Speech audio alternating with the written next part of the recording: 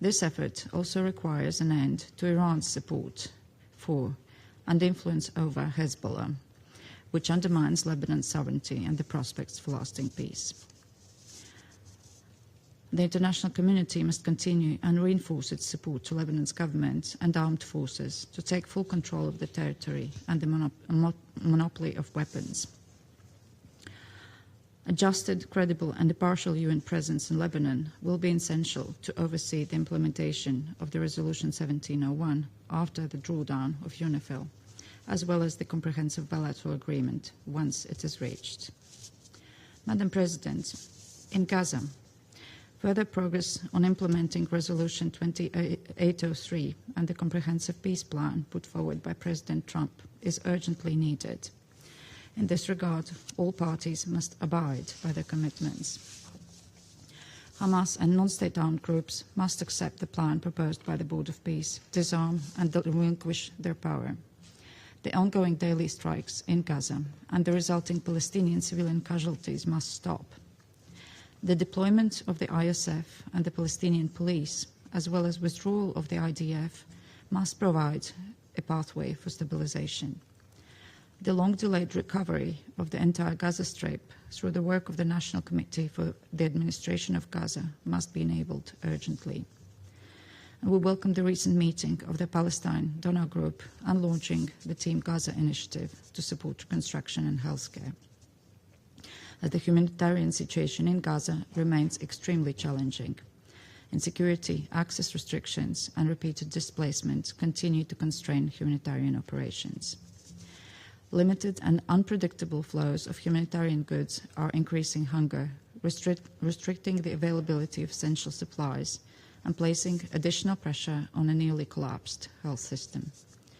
Sustained, safe, and predictable humanitarian access remains critical to enable an effective response.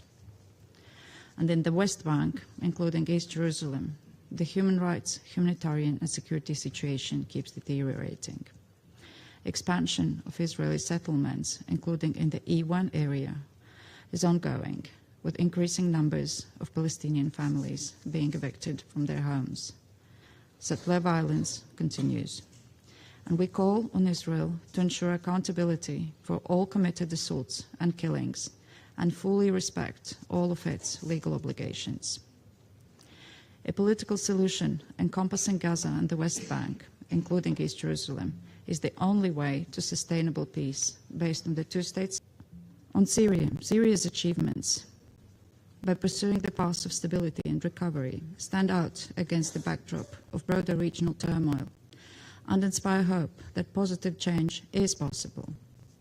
And we welcome the Secretary-General's recent visit to Syria and trust that UN's continued support will reinforce Syria's political transition, reconstruction, and transitional justice.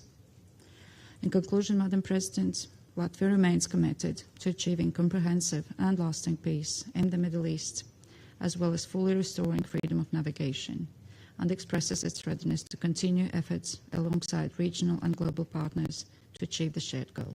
Thank you. Je remercie la représentante de la Lettonie de sa déclaration et je donne maintenant la parole au représentant du Pakistan. Thank you, Madam President. This debate is an important opportunity for a holistic assessment of the situation in the Middle East, including the Palestinian question. The Deputy Special Coordinator's briefing and the detailed statements in the chamber testify that the occupied Palestinian territory remains in dire straits. While the ceasefire and President Trump's comprehensive plan to end the Gaza conflict have provided an important opportunity to alleviate humanitarian suffering and advance a credible pathway to Palestinian self-determination and statehood, delays in full implementation of these efforts require our urgent attention. It is imperative to uphold the commitments reflected in the peace plan and Resolution 2803 that endorsed it. Failure to act now risks irreparably undermining the prospects for a just and lasting peace. Developments in the West Bank are a matter of grave concern, continued settlement expansion, the establishment of new settlement outposts, and increased incidents of settler violence are altering the demographic and geographic character of the occupied Palestinian territory. In this context, the so-called Crimson Thread project, a planned 500-kilometer network of walls and military roads bisecting the Jordan Valley, also raises serious concerns, as these efforts to isolate Palestinian communities and sever the Jordan Valley from the rest of the West Bank will undermine the viability and territorial contiguity of a future Palestinian state. The foreign ministers of the group of 8 Arab and Islamic countries, including Pakistan, have also condemned in the strongest terms the Israeli escalation at Al-Aqsa Mosque, Al-Haram al-Sharif, particularly the continued mass incursions by settlers. They stress that these provocative actions constitute a flagrant violation of international law, the relevant UN resolutions, and the historical and legal status quo at the holy sites in the occupied East Jerusalem. Madam President, in Gaza, the humanitarian situation is extremely fragile. The ceasefire and the implementation of elements of the peace plan have yielded some improvements. However, 59% of the population still faces crisis-level food insecurity. And notably, since the ceasefire, over 1,100 Palestinians have been killed. And that calls into question the full and faithful implementation of the plan. And nearly 2 million people remain confined to just 30% of Gaza's territory and enduring catastrophic living conditions. There are also reports of a massive earthen barrier being constructed across Gaza, entrenching Israeli occupation and control over nearly 70% of the territory. Against this backdrop, the Security Council should act with unity and support the full implementation of the comprehensive plan to end the Gaza conflict and Security Council Resolution 2803. Demand an immediate halt to all settlement activities and reject any attempts at annexation, forced displacement, or alteration of the demographic and geographic character of the occupied Palestinian territory in accordance with relevant UNSC resolutions, including 2334. Ensure international protection for the Palestinian people, as also urged by President Abbas in his recent letter to the Council, and hold accountable those responsible for crimes and violations committed against civilians, and secure the immediate unconditional release of withheld Palestinian revenues to enable the Palestinian Authority to continue delivering essential public services. Madam President, the only credible path to a just and lasting peace is the establishment of an independent, sovereign, contiguous, and viable state of Palestine based on pre-1967 borders with Al-Quds al-Sharif as its capital. In the broader context, Pakistan continues to follow with deep concern the recent developments that are further escalating regional tensions. Pakistan reiterates its strong support for the sovereignty and territorial integrity of all brotherly countries in the region and urges all sides to exercise restraint, take immediate steps towards de-escalation, and uphold respective commitments under the Islamabad Memorandum of Understanding. On its part, Pakistan remains committed to providing all support towards achieving lasting peace and stability in the region through dialogue and diplomacy. In Lebanon, the full implementation of Resolution 1701 remains essential for achieving lasting peace and stability. Pakistan appreciates the diplomatic efforts led by the US to consolidate the cessation of hostilities and advance a durable peace in Lebanon. Pakistan also calls for full respect for Syria's sovereignty. Pakistan supports a Yemeni-led and Yemeni-owned political process for comprehensive and lasting peace in Yemen.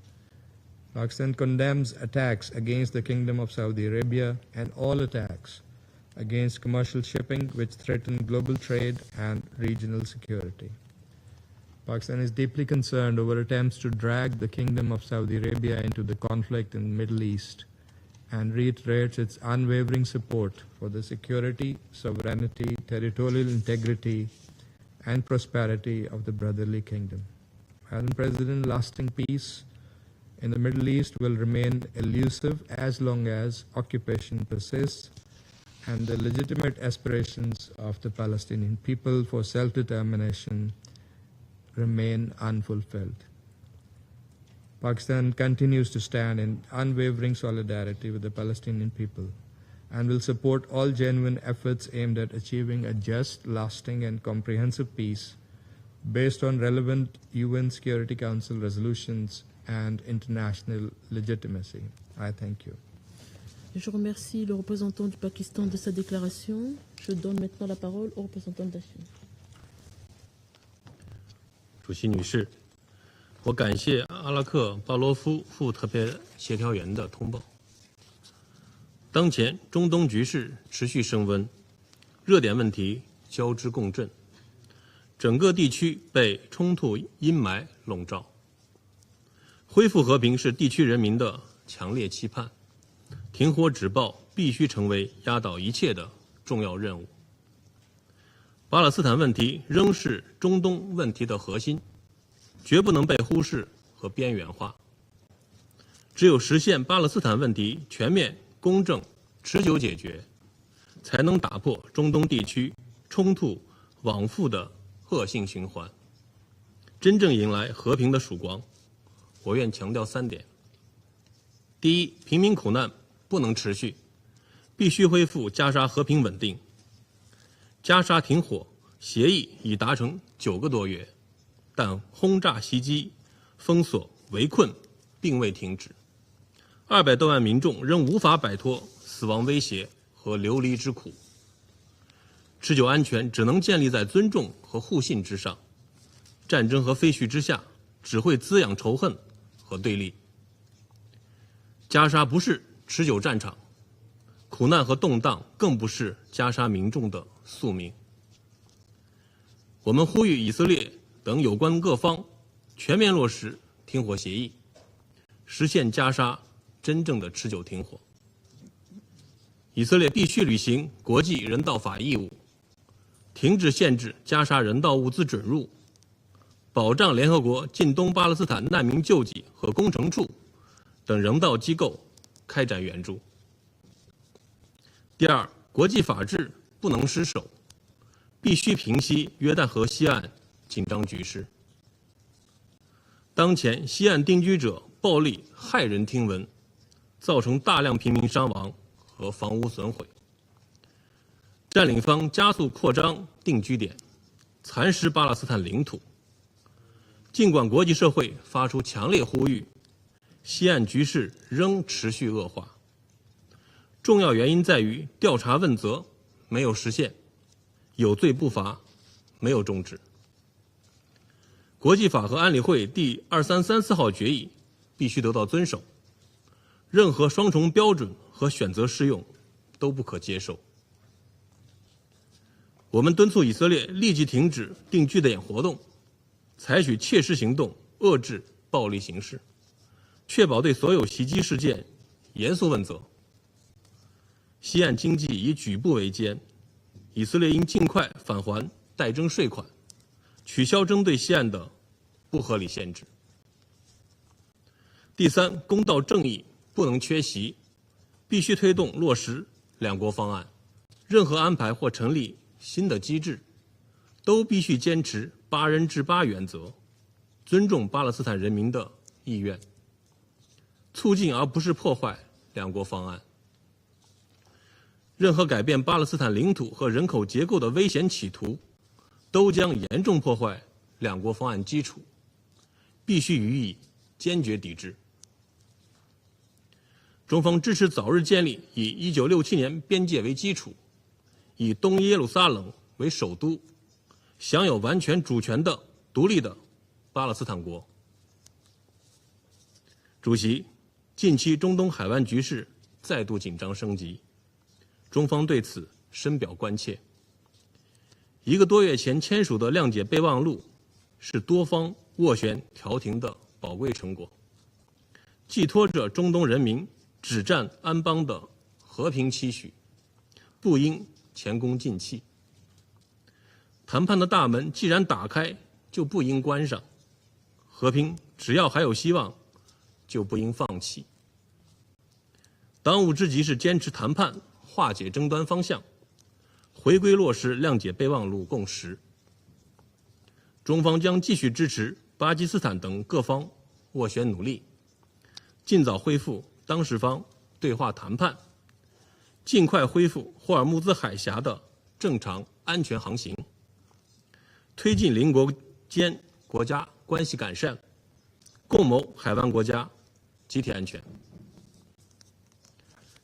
红海水域是重要国际贸易通道，有关各方应尊重各国商船根据国际法在红海水域的航行权利，尊重各国主权、安全和领土完整，共同守护国际航线安全畅通。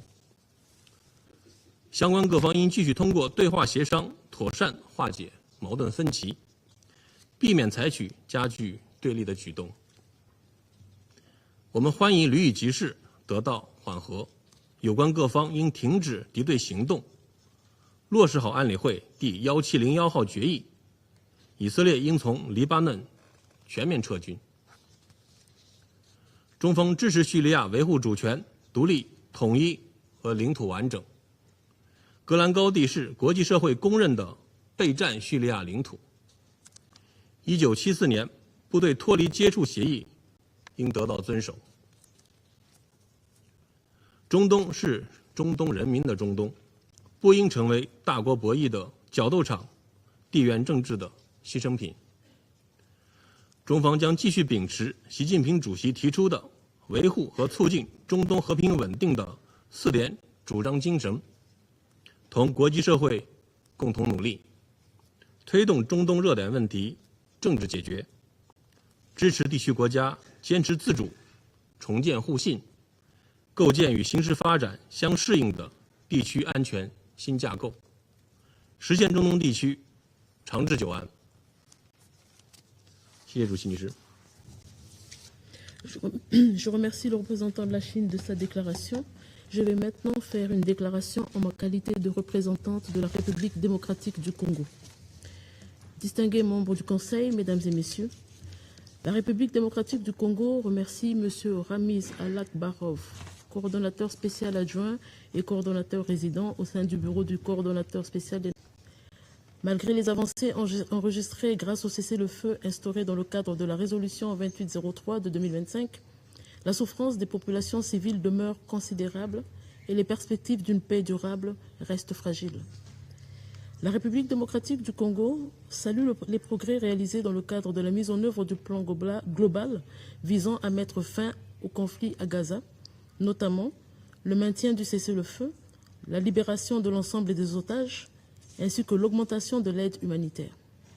Ces avancées démontrent que le dialogue et la diplomatie peuvent produire des résultats concrets lorsqu'ils bénéficient d'un engagement sincère de toutes les parties. Toutefois, ces acquis demeurent fragiles. Nous constatons avec préoccupation que plusieurs éléments essentiels du plan restent en suspens. Les négociations relatives à la feuille de route ne sont toujours pas finalisées. Le déploiement de la force internationale de stabilisation n'a pas commencé. L'administration transitoire de Gaza n'a pas encore vu exercer pleinement ses responsabilités et les autres conditions requises ne sont toujours pas réunies.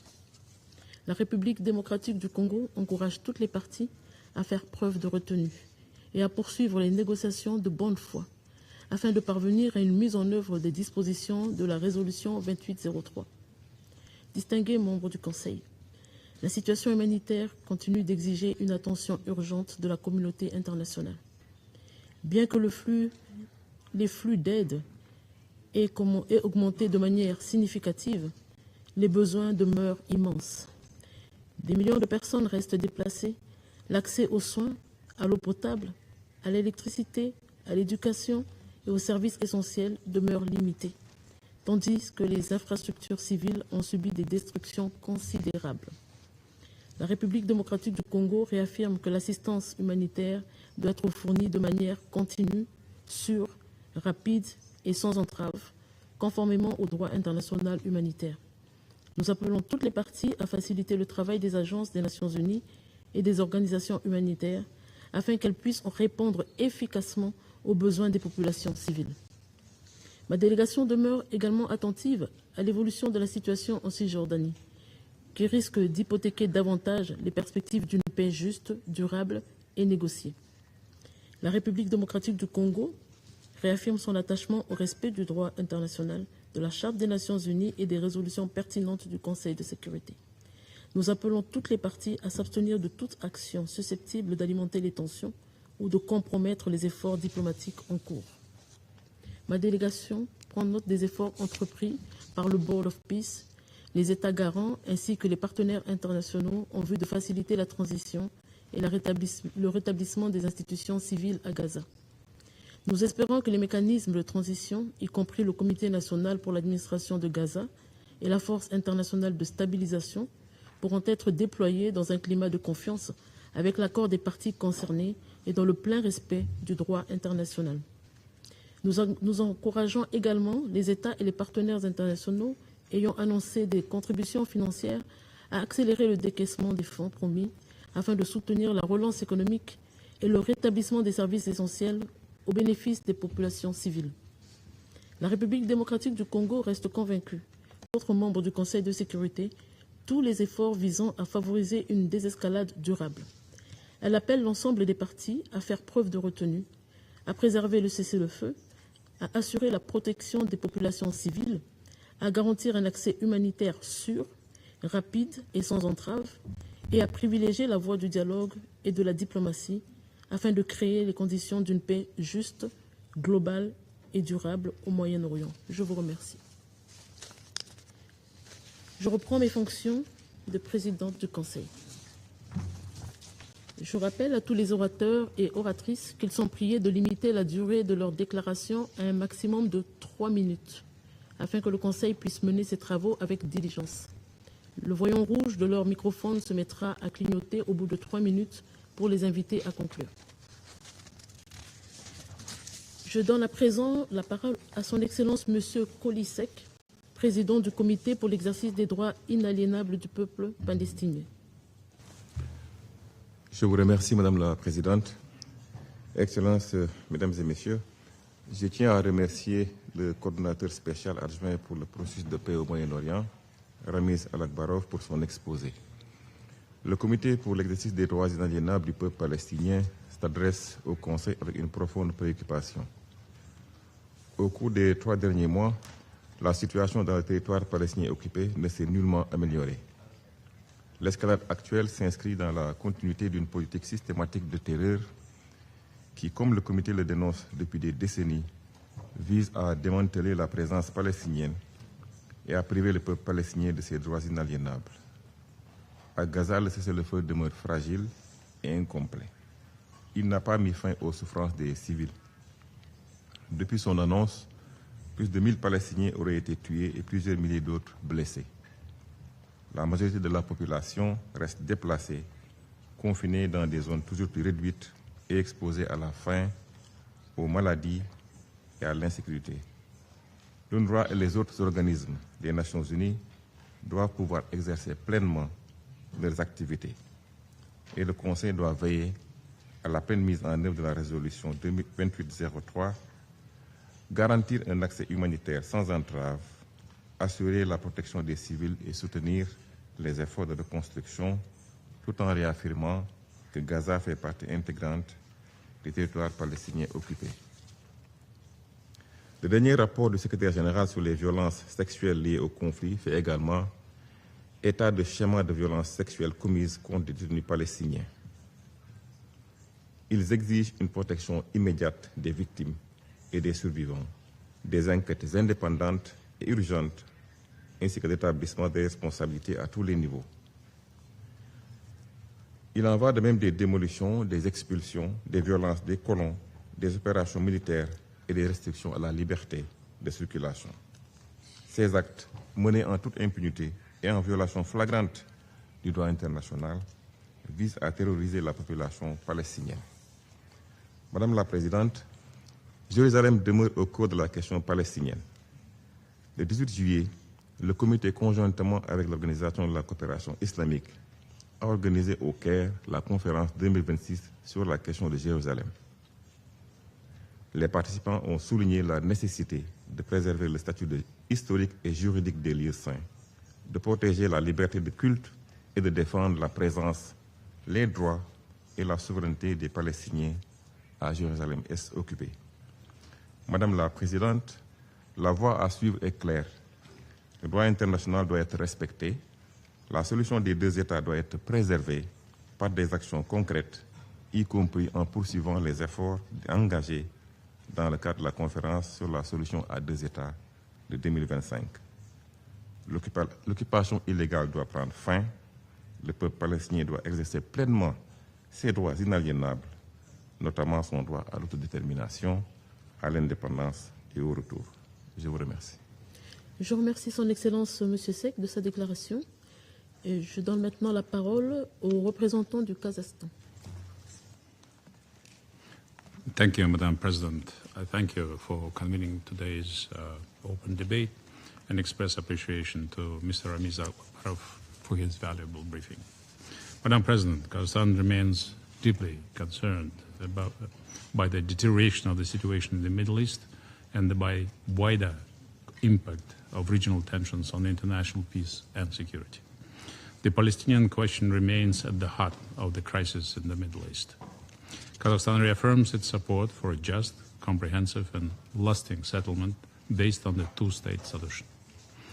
We underscore the indispensable role of the United Nations, including UNRWA and Security Council Resolution 2803, in supporting the Palestinian people and advancing recovery and reconstruction. Humanitarian relief should be devoted to early recovery and reconstruction under the United Nations coordination.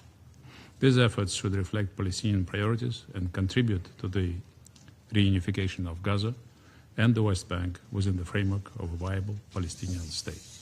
Moreover, we invite to utilize the peace potential of the Islamic Organization for Food Security, headquartered in Astana, which has already delivered aid to Afghanistan, Syria, and Gaza.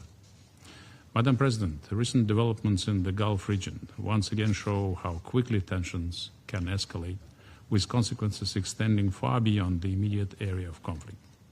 This dangerous crisis threatens to drive the Middle East deeper into uncharted waters, placing regional security and global supply chains under severe strain. Developments affecting the Strait of Hormuz are a reminder that regional instability can affect international trade, transport, and energy supplies, as well as states not party to the conflict. Kazakhstan is therefore concerned by attacks on civilian vessels and critical civilian infrastructure. Such attacks undermine confidence in transport routes, disrupt lawful economic activities, and increase risks to global energy security. They must stop, and practical steps are needed to ensure the safety of maritime navigation and the protection of civilian infrastructure in line with international law. In this context, we note the important role played by countries of the Gulf region in maintaining regional stability, supporting dialogue and ensuring the resilience of global energy and trade systems. Their constructive engagement remains essential for de-escalation and confidence building. Recent developments in the region once again warn us from dangerous escalation. Non-parties of the conflict should not be drawn in it. Kazakhstan remains committed to working with all partners in support of peace, security and stability in the Middle East and beyond. I thank you. Je remercie le représentant du Kazakhstan de sa déclaration et je donne maintenant la parole au représentant de la République de Corée. Thank you, Madam President. I thank Deputy Special Coordinator Ramiz Akbarov for his valuable briefing. 9 months have passed since the endorsement of the Gaza Comprehensive Peace Plan by the Security Council Resolution 2803, which established a framework to end the conflict in Gaza and chart a path toward a sustainable peace. We welcome the board of peace efforts and ongoing steps to establish transitional governance in Gaza. The recent declaration by Hamas of its intention to transfer authority to the National Committee for the administration of Gaza is an encouraging sign for the future progress. However, while some progress has been made since the announcement of the ceasefire, the Republic of Korea is deeply concerned that the progress toward the plan's second phase has been largely stalled, and the already dire humanitarian crisis on the ground continues to worsen. To break the deadlock and prevent further regional destabilization, my delegation would like to emphasize three critical priorities. First, the implementation of Resolution 2803 must proceed in a balanced and accountable manner. The deadlock cannot be resolved unilaterally. Progress on the phased withdrawal of the IDF and deployment of the ISF and Hamas decommissioning of weapons all remain closely linked. These interdependent elements require renewed political commitment and mutual trust and sustained engagement by all key stakeholders. Second, Gaza requires unhindered humanitarian access at scale immediately. It is very alarming that nearly 1,200 Palestinians have been killed since the ceasefire, and that 90% of Gaza's population still remains forcibly displaced and concentrated into less than a third of streets. Families are enduring immense hardship and severe shortage of all basic necessities, including food, while humanitarian operations face vast constraints. Measures to revoke licenses for key international NGOs severely compound an already fragile relief environment. My government underscores that humanitarian aid must reach civilians rapidly and safely and without obstruction, and all parties must respect international humanitarian law under all circumstances. Third, we must prevent the further fragmentation of the occupied Palestinian territory. We remain seriously troubled by the development in the occupied West Bank, including illegal settlement expansion and nearly daily settler violence, as well as deteriorating economic conditions. As last week's deadly violence did Nablus clearly exemplifies, the West Bank is becoming an increasingly volatile region. And such developments directly undermine peace and jeopardize the two-state solution. The unity, continuity, and territorial integrity of Palestinian land must be preserved. Madam President, we emphasize the importance of harnessing the momentum for stabilization in Gaza created by the Gaza Peace Plan and Security Council Resolution 2803. We also highlight the need to cultivate peace and uphold freedom of navigation through dialogue and diplomacy in around the Strait of Hormuz. The Republic of Korea is actively participating in the Global Alliance for the implementation of two-state solution, and today we reaffirm our guiding commitment to continuing our efforts toward a lasting and comprehensive peace in Gaza and beyond. I thank you. Je remercie le représentant de la République de Corée de sa déclaration. Je donne maintenant la parole au représentant de la Jordanie. Je vous remercie, Madame la Présidente.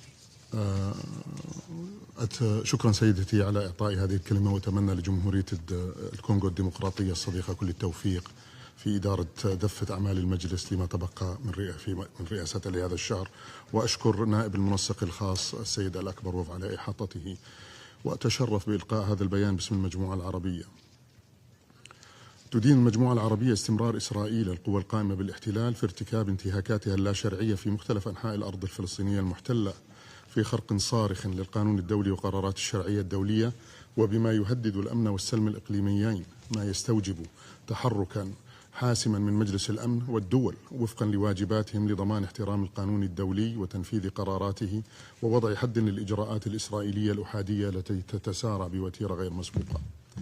وفي هذا الإطار تؤكد المجموعة العربية ضرورة تثبيت وقف إطلاق النار في غزة وضمان التنفيذ الكامل لخطة الرئيس الأمريكي بجميع بنودها والتي اعتمدها مجلسكم الموقر بموجب القرار 2803 وبما يكفل إنهاء الكارثة الإنسانية وإعادة إعمار القطاع وإطلاق مسار سياسي جاد يفضي إلى إنهاء الاحتلال وتجديد الدولة الفلسطينية المستقلة ذات السيادة. كما تجدد المجموعة رفضها لجميع السياسات والتصريحات الإسرائيلية الداعية إلى ضم أجزاء من قطاع غزة أو تهجير الشعب الفلسطيني لما تمثله من انتهاك للقانون الدولي والقرار المذكور وتقويض للجهود الدولية الرامية إلى إنهاء الحرب وتحقيق السلام بما يضمن وحدة الأرض الفلسطينية الضفة الغربي مع الضفة الغربية بما فيها القدس الشرقية وقطاع غزة. سيدتي، تشهد الضفة الغربية المحتلة تصعيدا إسرائيليا خطيرا يتمثل في التوسع الاستيطاني ومصادرة الأراضي وهدم المنازل وسن تشريعات عنصرية تمييزية وتصاعد إرهاب المستوطنين ومحاولات فرض الضم في انتهاك جسيم للقانون الدولي والرأي الاستشاري لمحكمة العدل الدولية وقرارات مجلسكم الموقر ومقدمتها القرار 2334.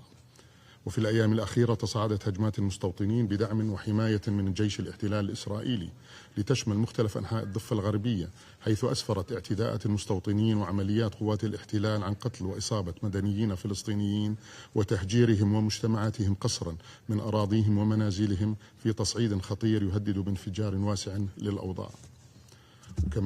كما تدين المجموعة العربية جميع الإجراءات الإسرائيلية الهادفة إلى تكريس الاحتلال الإسرائيلي غير القانوني وتقويض الحقوق غير القابلة للتصرف للشعب الفلسطيني بما يتعارض مع القانون الدولي ومع رؤية الرئيس الأمريكي والإجماع الدولي الرافض لضم أي جزء من الأرض الفلسطينية المحتلة. كما وتؤكد المجموعة أن جميع التدابير الرامية إلى تغيير الطابع القانوني أو الديموغرافي أو الجغرافي للأرض الفلسطينية المحتلة باطلة ولاغية ولا يترتب عليها أي أثر قانوني. سيدتي، وفيما يتعلق بالقدس الشرقية المحتلة، تجدد المجموعة العربية إدانتها للتصعيد الإسرائيلي في المسجد الأقصى المبارك الحرم القدسي الشريف، لا سيما الاقتحامات المتكررة للمستوطنين بمن فيهم وزراء متطرفين تحت حماية قوات الاحتلال وما يصاحبها من ممارسة استفزازية بما في ذلك رفع العلم الإسرائيلي داخل باحات المسجد. كما ندين القيود التمييزية التي تفرضها إسرائيل على الوصول إلى البلدة القديمة وأماكن العبادة والإجراءات الممنهجة الرامية إلى تغيير الطابع التاريخي والقانوني والديموغرافي للقدس الشرقية المحتلة والنيل من حرمة مقدساتها الإسلامية والمسيحية. ونؤكد أنه لا سيادة لإسرائيل على القدس الشرقية المحتلة أو على مقدساتها الإسلامية والمسيحية. كما نشدد أيضا على ضرورة احترام الوضع التاريخي والقانوني القائم في الأماكن المقدسة. ونؤكد أن المسجد الأقصى المبارك الحرم القدسي الشريف بكامل مساحته والبالغة 144 دنما هو مكان عبادة خالص للمسلمين، وأن إدارة أوقاف القدس وشؤون المسجد الأقصى المبارك التابعة لوزارة الأوقاف والشؤون والمقدسات الإسلامية الأردنية هي الجهة الحصرية في إدارته انطلاقا من الوصاية الهاشمية التاريخية على المقدسات الإسلامية والمسيحية في القدس الشريف.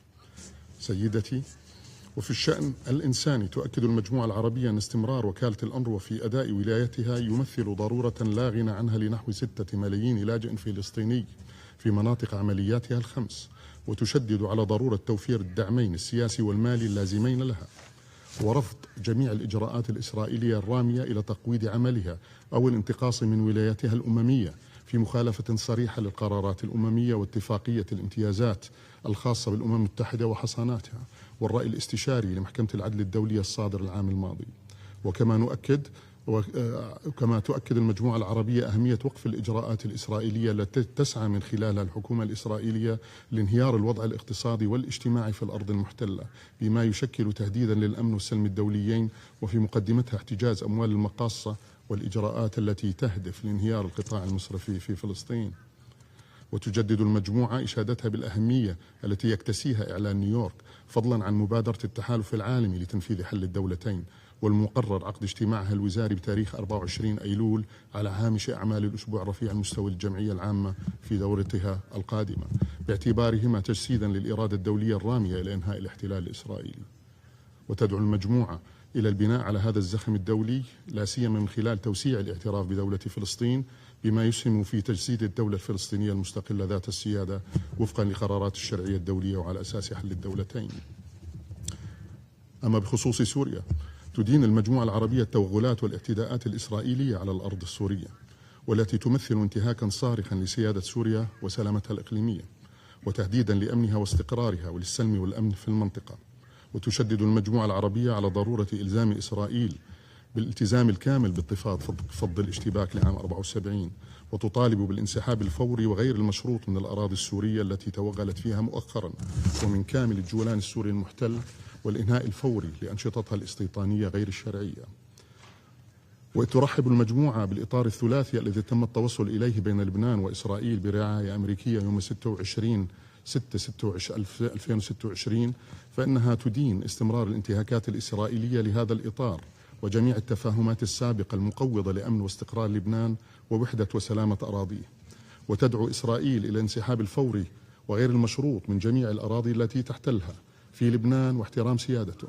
كما تدعو المجموعة إلى دعم الحكومة اللبنانية في مساعيها الرامية لتحقيق الإصلاحات البنيوية وإعادة بناء المؤسسات وبسط سلطة الدولة على كامل أراضيها وتوفير المقومات اللازمة لهذه المساعي، ومنها دعم الجيش والقوى الأمنية الشرعية.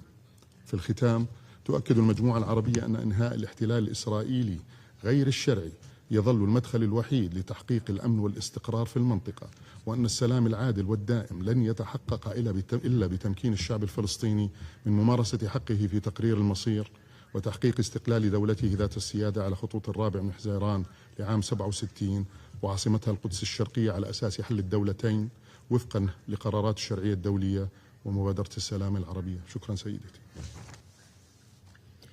Je remercie le représentant de la Jordanie de sa déclaration. Je donne maintenant la parole au représentant de l'Égypte. شكرا السيد الرئيس، وأعرب عن التقدير لإدارتكم المتميزة لأعمال المجلس خلال هذا الشهر. كما أشكر السيد رامز الأكبروف على الإحاطة التي قدمها، وأود أن أطرح النقاط الست التالية.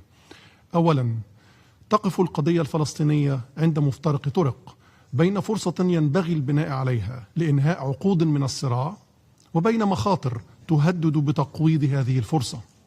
وفي هذا الإطار تعمل مصر بالتنسيق مع الولايات المتحدة وقطر وتركيا على دعم التنفيذ الكامل لخطة الرئيس الأمريكي بما يشمل كافة مراحلها، وضمان وفاء كل طرف بالتزاماته بموجبها. غير أن العالم يشهد أن إسرائيل تمضي في اتخاذ إجراءات أحادية تصعيدية في عموم الأراضي الفلسطينية المحتلة، بما يقوض الفرصة المتاحة لإنهاء الصراع ويبدد آفاق السلام. ثانيا، تدين مصر الممارسات الإسرائيلية الرامية إلى تصفية القضية الفلسطينية عبر التوسع الاستيطاني وإرهاب المستوطنين ومحاولات تهجير الفلسطينيين والانتهاكات المتكررة لوقف إطلاق النار، وفرض القيود أمام نفاذ المساعدات الإنسانية وجهود التعافي، والاستهداف الممنهج للمنظمات الإنسانية وهيئات الأمم المتحدة ولا سيما الأنروا، إلى جانب التضييق على السلطة الفلسطينية، فضلا على الاعتداءات التي ينفذها مسؤولون متطرفون في الحكومة الإسرائيلية بالمسجد الأقصى المبارك والحرم القدسي الشريف، وفرض القيود على حرية العبادة للمسلمين والمسيحيين. ونشدد على أنه لا سيادة لإسرائيل على القدس المحتلة أو مقدساتها، وعلى الدعم الكامل للوصاية الأردنية الهاشمية على المقدسات الإسلامية والمسيحية في القدس وصون وضعها التاريخي والقانوني القائم. ثالثا، نطالب مجلس الأمن بالاطلاع بمسؤولياته وإلزام إسرائيل القوى القائمة بالاحتلال بتنفيذ قرارات الشرعية الدولية، بما في ذلك القرارين 23/34 و 28/03، وترتيبات وقف إطلاق النار والكف عن جميع الإجراءات الأحادية التي تتعارض مع رؤية الرئيس الأمريكي والموقف الدولي الرافض لضم أي جزء من أجزاء الأرض الفلسطينية المحتلة أو المساس بوحدة قطاع غزة والضفة الغربية، وصون الوضع التاريخي والقانوني للمقدسات، فضلا عن وفاء إسرائيل بالتزاماتها بموجب أحكام القانون الدولي والقانون الدولي الإنساني. ولا يجوز ربط الامتثال لها بأي شروط بما يشمل منع أعمال عنف المستوطنين ضد المدنيين الفلسطينيين ومحاسبة مرتكبيها وضمان النفاذ الآمن والكامل للمساعدات الإنسانية دون عوائق وعدم عرقلة جهود التعافي المبكر وإعادة الإعمار في جميع أنحاء قطاع غزة وصولا إلى الانسحاب الإسرائيلي الكامل من القطاع. رابعا، إن تحقيق السلام في الشرق الأوسط يبدأ بإنهاء الاحتلال الإسرائيلي وتجسيد الدولة الفلسطينية المستقلة ذات السيادة على خطوط 4 يونيو 1967 وعاصمتها القدس الشرقية وفقا لحل الدولتين. وتدعو مصر إلى توسيع الاعتراف بدولة فلسطين وحصولها على العضوية الكاملة بالأمم المتحدة، كما ترحب بقرارات بعض الدول الأوروبية بحظر الإتجار بالبضائع الواردة من المستوطنات الإسرائيلية في الأرض الفلسطينية المحتلة كخطوة تجسد الالتزام بقيم العدالة وتمثل تطبيقا عمليا ومسؤولا لأحكام القانون الدولي وقرارات الشرعية الدولية. وتدعو مصر سائر دول الاتحاد الأوروبي والمجتمع الدولي إلى اتخاذ إجراءات قانونية مماثلة. خامسا، إن السلام الإقليمي لن يكتمل دون إنهاء الاحتلال الإسرائيلي لكافة الأراضي العربية المحتلة، ومن هنا فإننا ندعو إلى تنفيذ الاتفاق الإطاري بين لبنان وإسرائيل برعاية أمريكية بما يكفل الانسحاب الإسرائيلي الكامل من الأراضي اللبنانية وبسط الدولة اللبنانية سيطرتها على كامل أراضيها وتنفيذ القرار رقم 1701. كما نجدد مطالبتنا بإنهاء الاحتلال الإسرائيلي للأراضي السورية المحتلة وانسحاب إسرائيل الكامل منها بما في ذلك الجولان السوري المحتل تنفيذا لقرارات مجلس الأمن. سادسا، تدين مصر الاعتداءات الإيرانية على دول الخليج العربي الشقيق والمملكة الأردنية الهاشمية الشقيقة، وتؤكد الدعم لما تتخذ الدول العربية من إجراءات مشروعة للحفاظ على أمنها وسيادتها. كما تشدد مصر على ضرورة الوقف الفوري لأي أعمال من شأنها تهديد أمن الدول العربية أو توسيع دائرة المواجهات بالمنطقة، وتؤكد أهمية تغليب الحلول السياسية والدبلوماسية وصون حرية وسلامة حركة الملاحة في الممرات المائية الدولية وفقا لأحكام القانون الدولي. السيد الرئيس، ختاما، إن فرض الأمر الواقع بقوة السلاح لن يحقق السلام في الشرق الأوسط، وإنما سيؤدي فقط إلى إطالة أمد الصراع، وسيظل الوصول إلى السلام الدائم مرهونا بالالتزام بالمعالجة العادلة لجذور الأزمات والالتزام بالقانون الدولي وقرارات الشرعية الدولية. Je vous remercie, Madame la Présidente. Je remercie le représentant de l'Égypte de sa déclaration. Je donne maintenant la parole au représentant de la Suisse. Madame la Présidente, face à la multiplication des crises, la Suisse rappelle un principe cardinal, celui du règlement pacifique des différends, ancré dans le droit international, y compris la Charte des Nations Unies. Le Moyen-Orient en offre une illustration particulièrement pressante du conflit israélo-palestinien en tension qui traverse l'ensemble de la région. Nous exhortons les parties à mettre en œuvre immédiatement et intégralement le plan de paix pour Gaza, la résolution 2803, la déclaration de New York ainsi que les autres résolutions pertinentes. La Suisse rappelle que toutes les parties doivent respecter le droit international humanitaire en toutes circonstances, y compris l'obligation de protéger les civils et de faciliter un accès humanitaire rapide et sûr et sans entrave vers et à l'intérieur de la bande de Gaza. À la suite de l'incursion menée par les forces israéliennes dans un centre de formation de l'UNRWA à Jérusalem-Est pendant les heures de cours hier, nous rappelons que les locaux de l'ONU sont protégés par le droit international. En général, la situation en Cisjordanie, y compris à Jérusalem-Est, se dégrade de façon alarmante. La Suisse exhorte à la mise en œuvre de la résolution 2334 et rappelle que les colonies sont illégales. Nous condamnons toute mesure visant à leur expansion ainsi que la violence croissante des colons, souvent avec le soutien des forces de sécurité. La Suisse appelle Israël à mettre fin à cette violence, à mener des enquêtes et à veiller à ce que tout acte criminel soit puni conformément à la loi. Seul un processus politique réunifiant Gaza et la Cisjordanie sous un gouvernement palestinien unique et légitime, répondant aux préoccupations sécuritaires légitimes d'Israël, et faisons progresser la solution à deux États garantira une paix durable aux deux peuples. Un horizon politique est également indispensable ailleurs dans la région. La Suisse est fortement préoccupée par la reprise des hostilités entre les États-Unis et l'Iran. La conclusion du mémorandum et les discussions qui ont suivi le Lake Lucerne Summit constituent une opportunité à ne pas laisser échapper. Nous exhortons donc les parties à tout mettre en œuvre pour aboutir à une solution négociée durable.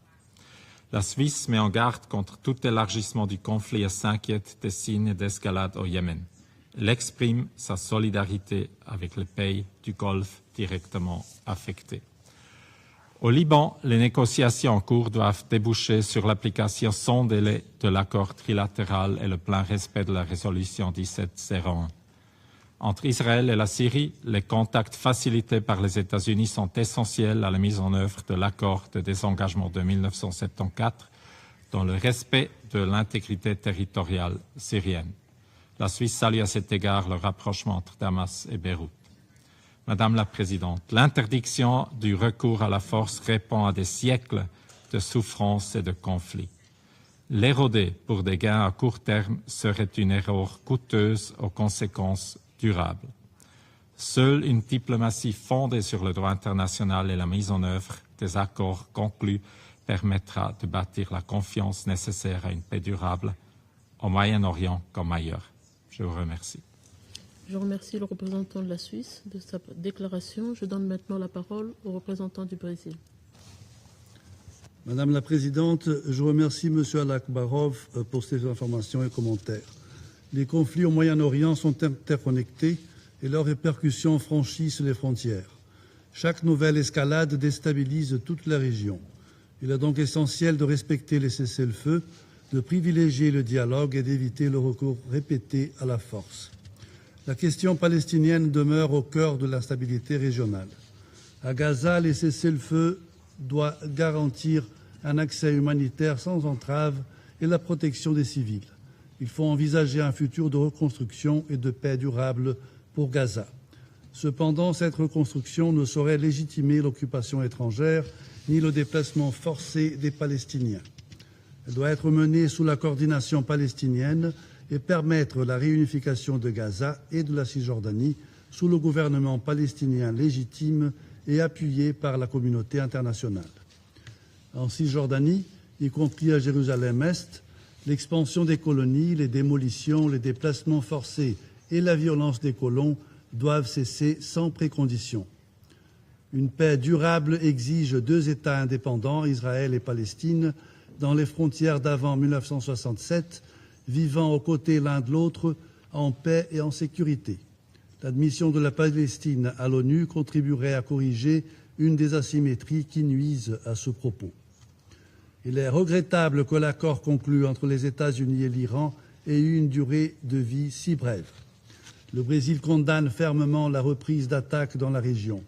Les attaques contre les infrastructures civiles sont particulièrement inadmissibles.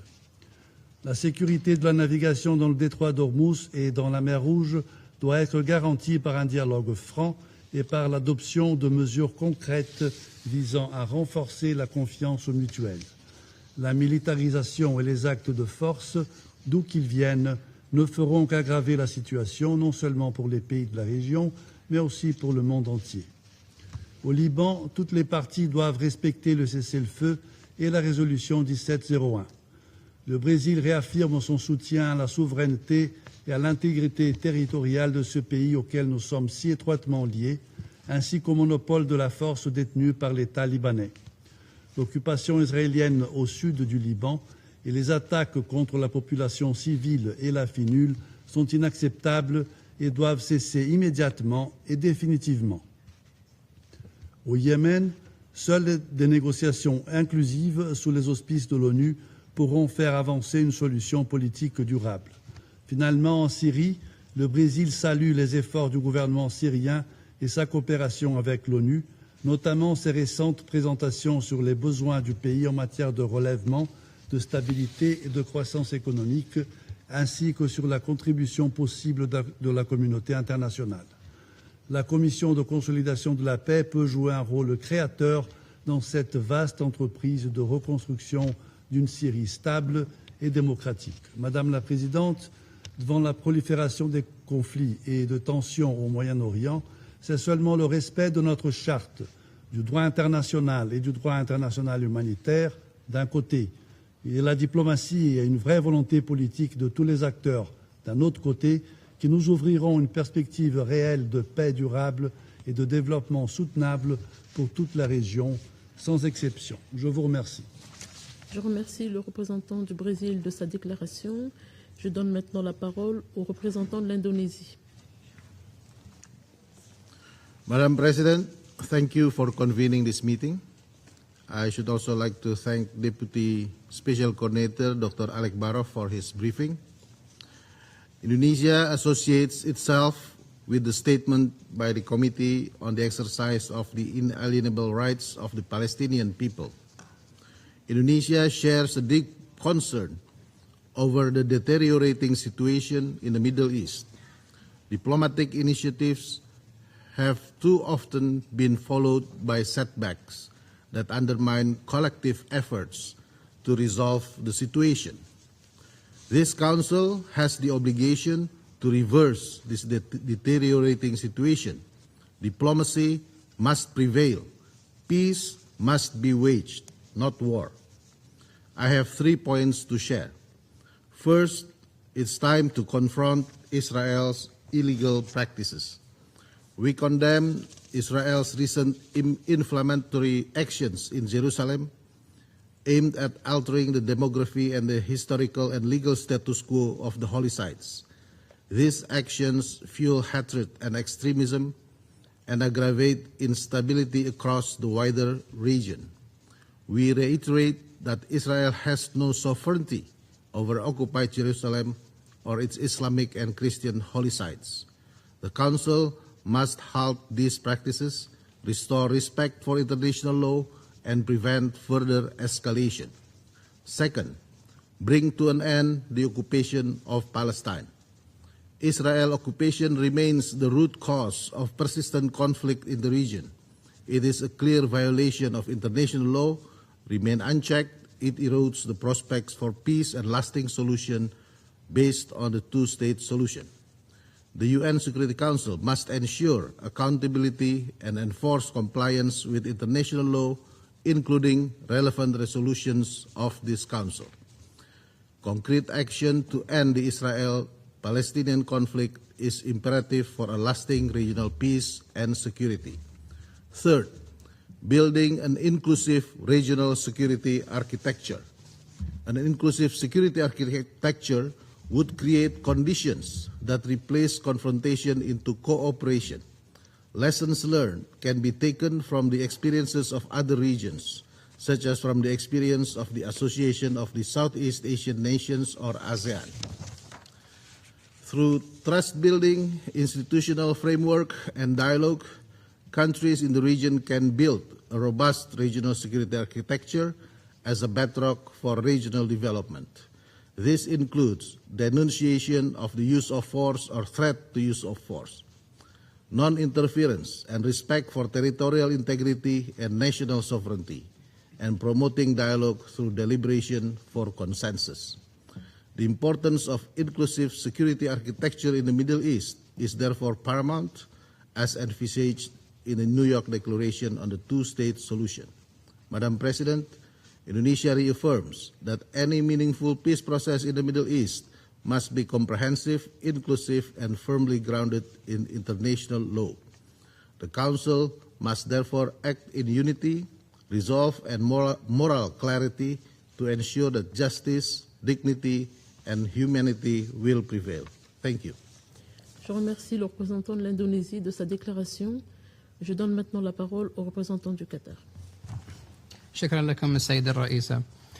بداية نهني بلدكم الصديق على تولي رئاسة المجلس لهذا الشهر، ونشكركم على عقد هذا الاجتماع الفصلي، وننضم إلى بيان المجموعة العربية وبيان مجموعة حركة عدم الانحياز، ونشكر مقدمي الإحاطات على مشاركاتهم القيمة. السيدة الرئيسة، في سياق الظروف الدقيقة التي تمر بها منطقة الخليج منذ 28 من فبراير وانعكاساتها على السلم والأمن الدوليين، أعربت دولة قطر عن إدانتها واستنكارها الشديدين لاستهداف الناقلة القطرية الركيات أثناء عبورها قرب مضيق هرمز، مؤكدا أن هذا الاعتداء يمثل انتهاكا خطيرا لسلامة الملاحة الدولية وتهديدا مباشرا لأمن إمدادات الطاقة العالمية وخرقا واضحا وصريحا لقواعد القانون الدولي. وتدين دولة قطر تجدد الاعتداءات التي شنتها الجمهورية الإسلامية الإيرانية على أراضيها وأراضي كل من دولة الكويت ومملكة البحرين والمملكة الأردنية الهاشمية الشقيقة، وتدين استهداف الناقلة الكويتية كيفان وناقلتي النفط الإماراتيتين والناقلة السعودية وديان أثناء عبورها مضيق هرمز، وتعتبر هذه الاعتداءات انتهاكا صارخا لسيادة هذه الدول وسلامة أراضيها وتهديدا خطيرا لسلامة الملاحة وإمدادات الطاقة العالمية وخرقا واضحا للقانون الدولي وميثاق الأمم المتحدة ومبادئ حسن الجوار، وتطالب بالالتزام الكامل بقواعد القانون الدولي وقرار مجلس الأمن رقم 2817. كما تدين دولة قطر بشدة استهداف جماعة الحوثي سفينة سعودية أثناء إبحارها في البحر الأحمر خلال الشهر الجاري، وتعتبر هذه الاعتداءات المرفوضة انتهاكا خطيرا لسلامة الملاحة الدولية وتهديدا مباشرا لأمن إمدادات الطاقة العالمية وخرقا واضحا لقواعد القانون الدولي. السيدة الرئيسة، انطلاقا من إيمانها الراسخ بالوساطة وحل النزاعات بالطرق السلمية بما يرسخ الأمن والاستقرار على الصعيدين الإقليمي والدولي، رحبت دولة قطر بتوقيع الولايات المتحدة الأمريكية والجمهورية الإسلامية الإيرانية إلكترونيا في 17 من يونيو على مذكرات التفاهم بشأن معالجة القضايا العالقة بينهما، بما في ذلك وقف العمليات العسكرية وضمان حرية الملاحة في مضيق هرمز، وتعدها تأكيدا جديدا على إرادة الجانبين الماضي قدما في حل خلافاتهما بالتفاوض والوسائل السلمية وتعزيز فرص السلام والمستدام والنمو الاقتصادي إقليميا ودوليا. وعليه تشدد دولة قطر على ضرورة الامتناع عن كل ما من شأنه بتوسيع دائرة التصعيد والعودة الجادة إلى مسار الحوار والمفاوضات والالتزام بما تحقق من تفاهمات عبر الجهود الدبلوماسية. وتعرف دولة قطر عن تقديرها التام للشراكة والجهود المستمرة التي ظلت تبذلها جمهورية باكستان الإسلامية وسائر الأطراف الإقليمية والدولية لخفض التصعيد وتقريب وجهات النظر وصولا إلى توقيع هذه المذكرة. وكانت دولة قطر قد أعلنت بصفتها وسيطا في 21 من يونيو 2026 انطلاقا أعمال قمة بحيرة لوسيرن والاجتماع الأول للجنة الرفيع المستوى بمشاركة ممثلين عن الولايات المتحدة الأمريكية والجمهورية الإسلامية الإيرانية والدولتين الوسيطتين قطر وباكستان.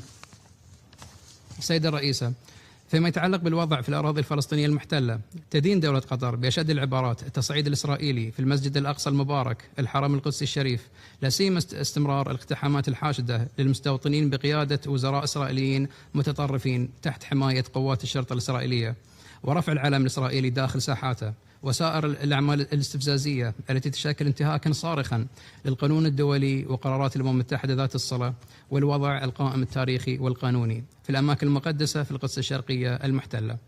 وتؤكد دولة قطر رفضها القاطع لأي محاولات لتغيير الوضع القائم التاريخي والقانوني وضرورة الحفاظ عليه، مع التأكيد على الدور الخاص للوصاية الهاشمية التاريخية في هذا الشأن. وتعيد دولة قطر تأكيد موقفها الثابت المستند إلى القرارات الشرعية الدولية، بما في ذلك إعلان نيويورك بشأن تسوية القضية الفلسطينية وحل الدولتين، بما يضمن إقامة الدولة الفلسطينية المستقلة على حدود عام 1967 وعاصمتها القدس الشرقية، وإنهاء الاحتلال والاستيطان والممارسات الإسرائيلية غير المشروعة في الأرض المحتلة. وبخصوص الوضع في قطاع غزة، تؤكد دولة قطر ضرورة الالتزام الأطراف بتنفيذ اتفاق وقف إطلاق النار في قطاع غزة كاملا وفتح المعابر لضمان تدفق المساعدات الإنسانية للقطاع بشكل مستدام ودون عوائق. وقد أكدت دولة قطر التزامها الكامل والثابت تجاه مجلس السلام الذي يستمر منذ اليوم الأول لإطلاق جهود الوساطة وحتى توقيع اتفاق شرم الشيخ مع الشركاء. وستواصل دولة قطر تنسيق جهودها الإنسانية مع شركائها في الأمم المتحدة ومجلس السلام، وما يدعم مسار التعافي وإعادة البناء ويعزز فرص السلام المستدام وفقا لقرار مجلس الأمن 2803 بشأن إنهاء الحرب في قطاع غزة. سيدة الرئيسة، تؤكد دولة قطر موقفها الثابت والداعم لوحدة سوريا وسيادتها واستقلالها ووقوفها إلى جانب الشعب السوري في سبيل تحقيق أمنه واستقراره وازدهاره، وتعرب عن إدانتها واستنكارها للاعتداءات الإسرائيلية التي تنتهك السيادة السورية وتخالف القانون الدولي والميثاق. كما ترحب دولة قطر بإعلان الولايات المتحدة بدء إجراءات إلغاء تصنيف الجمهورية العربية السورية الشقيقة دولة راعية للإرهاب، وتعدها خطوة تمثل تطورا إيجابيا يدعم الاستقرار في سوريا والمنطقة. وفي إطار الوضع في لبنان الشقيق، تؤكد دولة قطر موقفها الثابت تجاه وحدة وسيادة وسلامة أراضي الجمهورية اللبنانية الشقيقة، وتعرب عن تضامنها الكامل معها في الإجراءات التي تتخذها للحفاظ على أمنها واستقرارها، وترحب بإعلان وقف إطلاق النار كخطوة أولية نحو خفض التصعيد، وتقدر جهود فخامة الرئيس السيد دونالد ترامب رئيس الولايات المتحدة الأمريكية في الوساطة.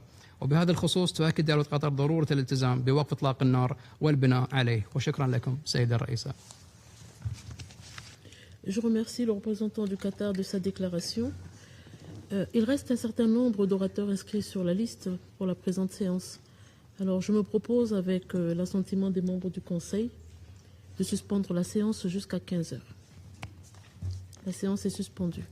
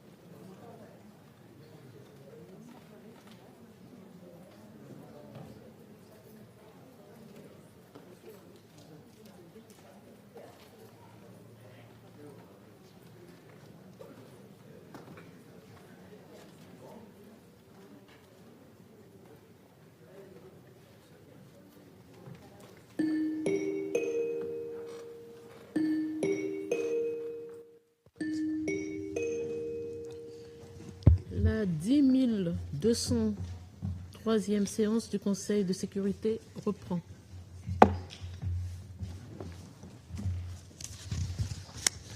Je rappelle à tous les orateurs et oratrices qu'ils sont priés de limiter la durée de leur déclaration à un maximum de 3 minutes, afin que le Conseil puisse mener ses travaux avec diligence.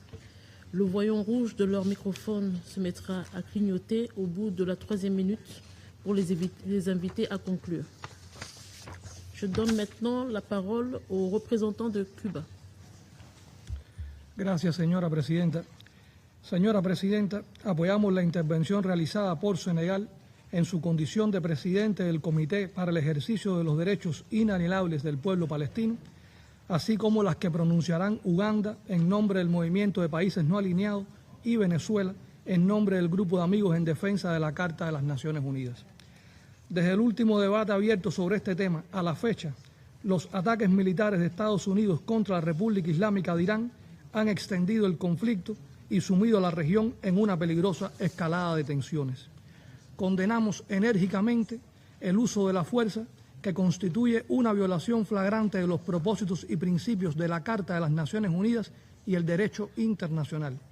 Ratificamos de manera inequívoca el principio del respeto a la soberanía nacional e integridad territorial de todas las naciones de la región, incluidos los estados árabes del Golfo, junto al llamado a preservar el principio de buena vecindad, la moderación y el diálogo en esta difícil coyuntura. Señora presidenta, la persistencia de la ilegal ocupación israelí del territorio palestino y otros territorios árabes ocupados, el uso desproporcionado y sostenido de la fuerza y la ausencia de rendición de cuentas por las graves violaciones del derecho internacional, con el respaldo político, militar, financiero y diplomático de los Estados Unidos, continúan alimentando una peligrosa espiral de violencia con profundas repercusiones para la paz y la seguridad a nivel regional e internacional. Cuba condena en los términos más enérgicos la continuación de estas ilegales prácticas israelíes que siguen cobrando la vida de civiles palestinos, incluidos mujeres y niños. Resulta igualmente inaceptable la utilización del hambre como método de guerra, la destrucción deliberada de infraestructura civil indispensable para la supervivencia de la población y los obstáculos impuestos a la asistencia humanitaria. Las acciones de Israel constituyen una violación flagrante de la Carta de las Naciones Unidas y el derecho internacional humanitario, e incumplen numerosas resoluciones de este Consejo de Seguridad, así como de la Asamblea General, que reafirman el derecho inalienable del pueblo palestino a la libre determinación. No será posible alcanzar una paz justa y duradera en Oriente Medio sin una solución amplia y definitiva a la cuestión palestina que ponga fin al genocidio contra ese noble pueblo. Palestina debe ser admitida sin más dilación como Estado miembro de pleno derecho de las Naciones Unidas. Urge el ejercicio del derecho inalienable del pueblo palestino a disponer de un Estado independiente y soberano dentro de las fronteras anteriores a 1967, con Jerusalén Oriental como su capital, sobre la base de la solución de dos Estados. De igual forma, debe garantizarse el derecho al retorno de los refugiados. Denunciamos los ataques del régimen sionista de Israel en el sur del Líbano. Esas acciones violan de forma flagrante el derecho internacional y el derecho internacional humanitario contra un Estado soberano. Israel debe cesar su agresión contra el territorio libanés y respetar su soberanía e integridad territorial, premisas para la paz y la estabilidad en Oriente Medio. Llamamos nuevamente a la retirada total e incondicional de Israel del Golán sirio, territorio reconocido como parte integrante de Siria y de todos los territorios árabes ocupados. Señora presidenta, la peligrosa escalada del conflicto en Oriente Medio confirma que la coerción y la aberrante doctrina que pretende imponer la paz a través de la fuerza solo generan inestabilidad y profundizan el sufrimiento de los pueblos. Hemos advertido reiteradamente el peligro de estas prácticas para la región de América Latina y el Caribe. Cuba, que es un país de paz que no representa amenaza alguna para los Estados Unidos ni para ninguna otra nación, sufre las consecuencias de una política de estrangulamiento económico sustentada en un bloqueo que ya dura casi 70 años por parte de los Estados Unidos, incluyendo un severo cerco energético equivalente por sus efectos a un bloqueo naval. Este acto de guerra y de genocidio somete a la población cubana a condiciones que amenazan su integridad y existencia, y constituye un cruel e indiscriminado castigo colectivo. A ello se suman otras criminales medidas de carácter extraterritorial y recurrentes amenazas de agresión militar por los más altos niveles del gobierno estadounidense, con total impunidad, en flagrante violación de la Carta de las Naciones Unidas, el derecho internacional y los postulados de la proclama de América Latina y el Caribe como zona de paz. Dichas amenazas se reproducen en fuentes públicas, donde se esbozan peligrosas opciones y preparativos bélicos. El Consejo de Seguridad, que tiene la responsabilidad primordial de mantener la paz y la seguridad internacionales, debería actuar con determinación y estricto apego a su mandato para impedir una agresión militar de los Estados Unidos contra Cuba, la cual tendría consecuencias incalculables no solo para ambos países, sino también para todo el hemisferio y para la paz y la seguridad internacionales. Nuestra aspiración colectiva debe ser un orden internacional sin bloqueos, medidas coercitivas unilaterales, hegemonismo ni intentos de dominación, un orden internacional justo que garantice la paz y el desarrollo para todos los pueblos. Muchas gracias. Je remercie le représentant de Cuba de sa déclaration. Je donne maintenant la parole à la représentante de Turquie. Thank you, Madam President. I also thank Deputy Special Coordinator Alakbarov for his comprehensive presentation. Madam President, the realization of the two-state solution is indispensable to the peace, security, and stability of the wider Middle East. The international community has affirmed this unequivocally, most recently at the high-level international conference for the peaceful settlement of the question of Palestine and the implementation of the two-state solution. It is likewise a central pillar of the comprehensive plan to end the Gaza conflict, which underscores Palestinian self-determination and statehood and rejects annexation. Yet, for too long, expressions of concern have outpaced concrete action, while developments on the ground have moved steadily away from peace. The Palestinian people are entitled to a full and lasting peace, rather than intermittent conflict. The Comprehensive Plan and the Security Council Resolution 2803 should therefore serve as our guiding framework. The successful implementation of the Comprehensive Plan is the only viable way to stabilize Gaza. Along with this, the sustainable peace and stability in Gaza rests on four indispensable elements.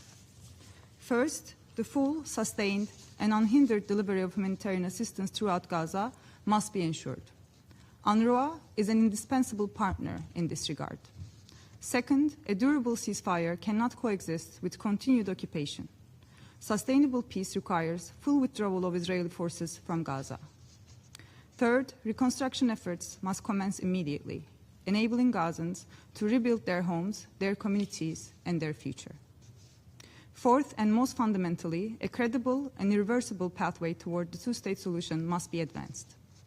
Anything less than the establishment of an independent, sovereign, and contiguous state of Palestine, based on the 1967 borders, with East Jerusalem as its capital, will postpone the next crisis rather than resolve this one. Madam President, my delegation feels obliged to respond to the allegations directed at my country, the official name of which is Turkey. These words carry limited weight coming from a delegation with one of the worst records of compliance with international law. Turkey is in the view that a lasting settlement requires engagement with all parties involved in the conflict, whose continued participation remains essential to the implementation of the comprehensive plan. Ignoring this reality will not help stabilization in Palestine.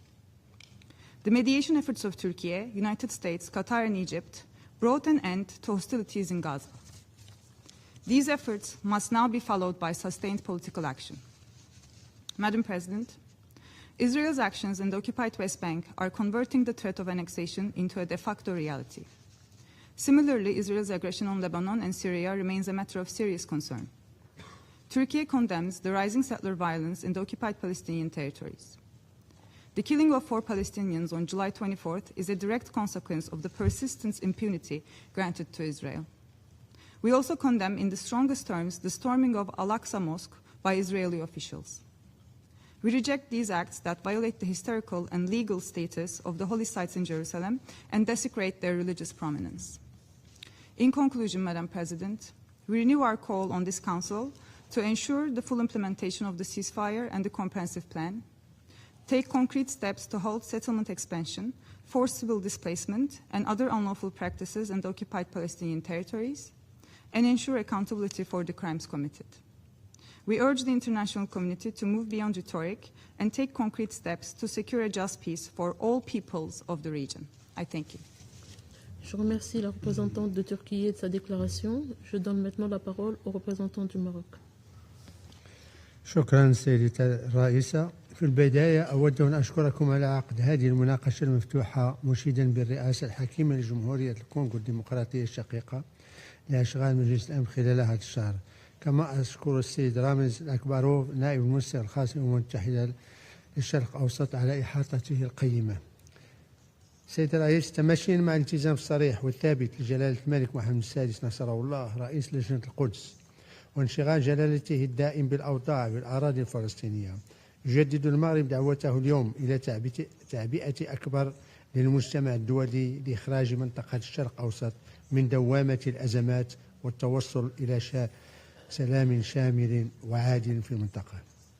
وقد أكد جلالة الملك أعزه الله في الرسالة السامية التي وجهها بتاريخ 21 نوفمبر 2025 إلى رئيس لجنة الأمم المتحدة المعنية بممارسة الشعب الفلسطيني لحقوقه غير قابلة للتصرف بمناسبة اليوم العالمي للتضامن مع الشعب الفلسطيني الشقيق، واقتبس: التزام المملكة المغربية الراسخ والثابت بالدفاع عن القضية الفلسطينية والمساهمة البناءة والفعالة في إيجاد حل عادل لها باعتبارها الركيزة الأساسية وحجر الزاوية في بناء أسس السلام والاستقرار في منطقة الشرق الأوسط. انتهى قول صاحب الجلالة حفظه الله.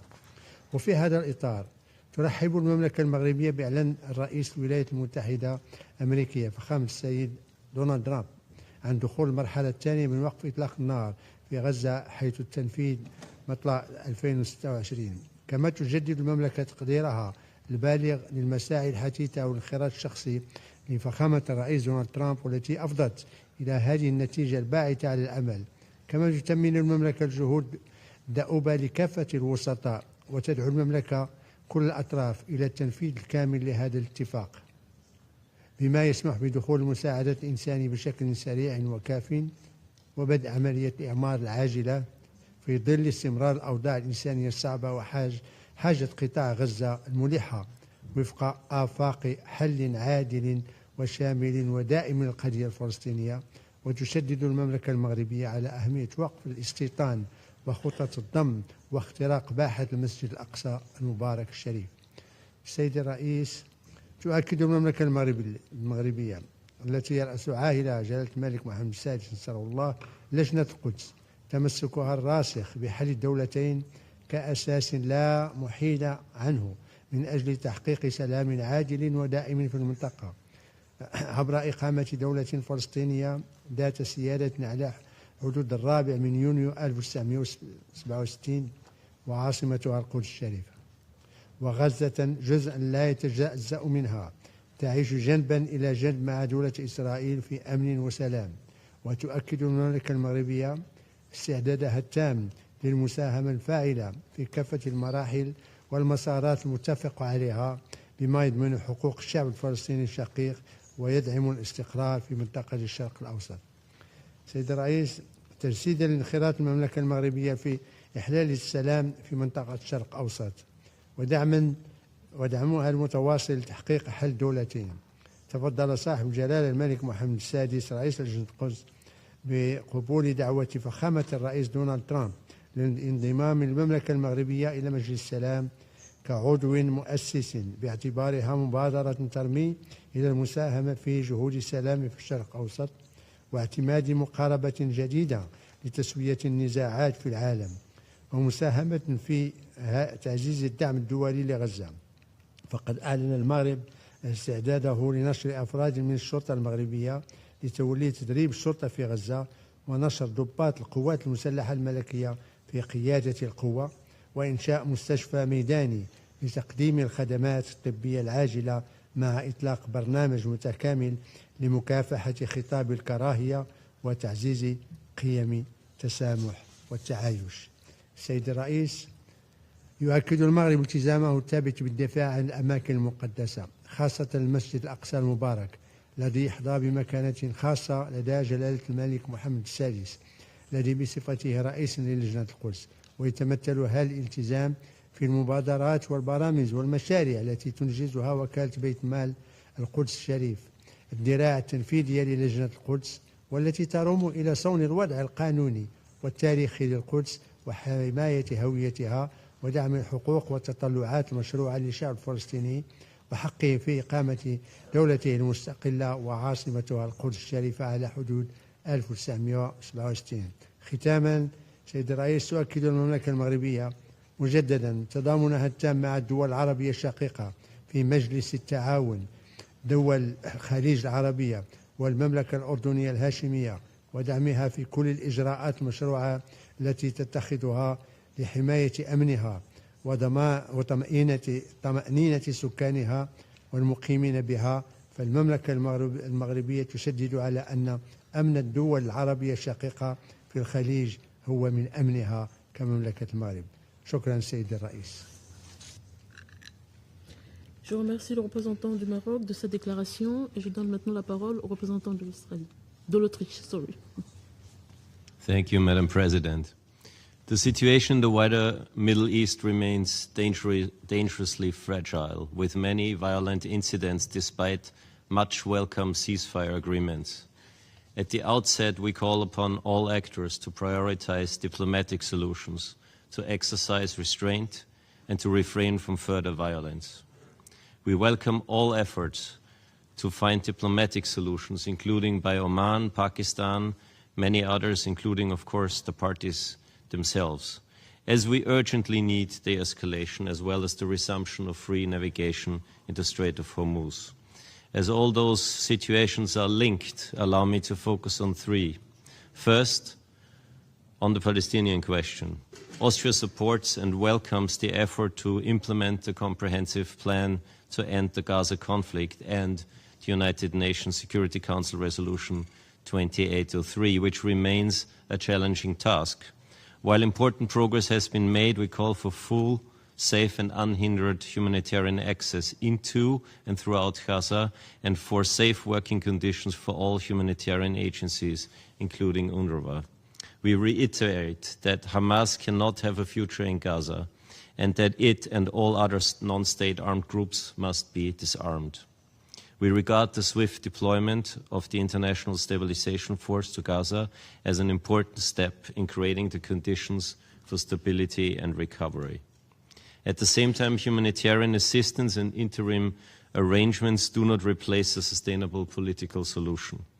Peace will only be achieved through a negotiated two-state solution based on international law, in which two states, Israel and Palestine, live side by side in peace and security.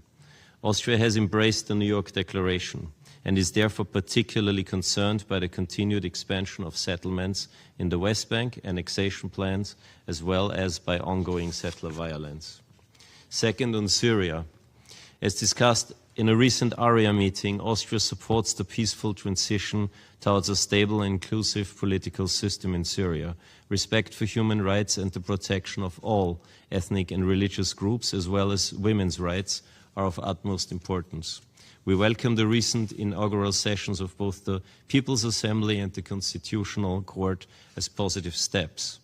On the economic front, we see steady progress towards recovery and reconstruction.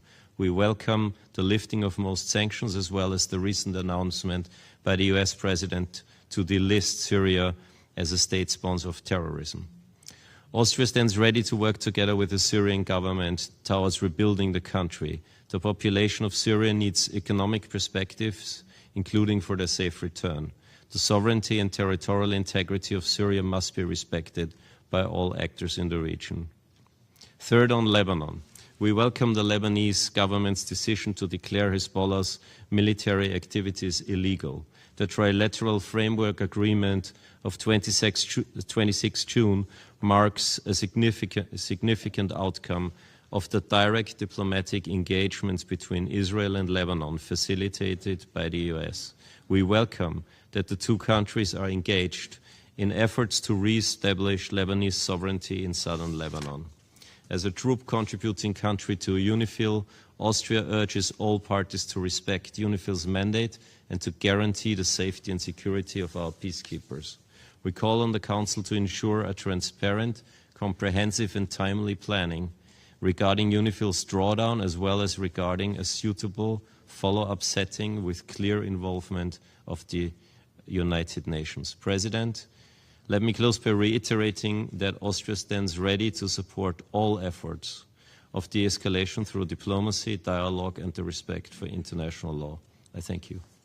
Je remercie le représentant de l'Autriche de sa déclaration et je donne à présent la parole à Monsieur Quentin Weyler de la délégation de l'Union européenne auprès de l'Organisation des Nations Unies. Merci Madame la Présidente. I have the honor to speak on behalf of the European Union and its member states. The candidate countries, Montenegro, the Republic of Moldova, and Bosnia-Herzegovina, align themselves with the statement, and the full statement will be available online. The European Union expresses grave concern about the humanitarian situation in Gaza. It calls on Israel to allow full, immediate, safe, and unhindered access and a sustained distribution of humanitarian assistance at scale into and throughout Gaza, including via the Cyprus Maritime Corridor, and to enable the UN and its agencies, including UNRWA, and humanitarian organizations to work independently and impartially. It also calls on Israel to reopen Gaza border crossings, as well as the medical corridor between Gaza and the West Bank, allow access for international media, and reverse its decision regarding the NGO registration law. The European Union recalls the need to always ensure the protection of civilians, including humanitarian workers, as well as civilian infrastructure. The European Union expresses its concern about the lack of progress in the implementation of the ceasefire and all other provisions of Security Council Resolution 2803, and reiterates its call to all actors to fully implement them. We call for the permanent disarmament of Hamas and other non-state armed groups, the full withdrawal of Israeli forces from the Gaza Strip, and the deployment of the temporary International Stabilization Force. The EU will continue contributing to the implementation of this comprehensive plan in accordance with Resolution 2803, including through our EU Border Assistance Mission for the Rafah crossing and the EU Police Mission for the Palestinians. The European Union will also continue to support the Palestinian Authority and its reform agenda, including the holding of elections, so that it can securely and effectively take back control of Gaza. We call again on Israel to urgently release all withheld clearance revenues and extend the corresponding banking services between Israeli and Palestinian banks.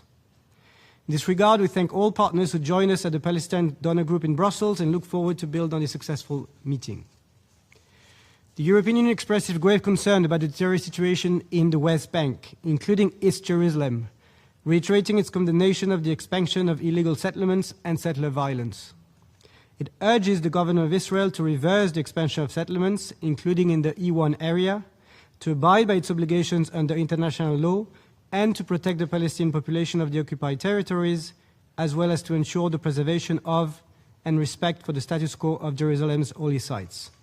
The European Union is looking into possible further measures against actions undermining the two-state solution.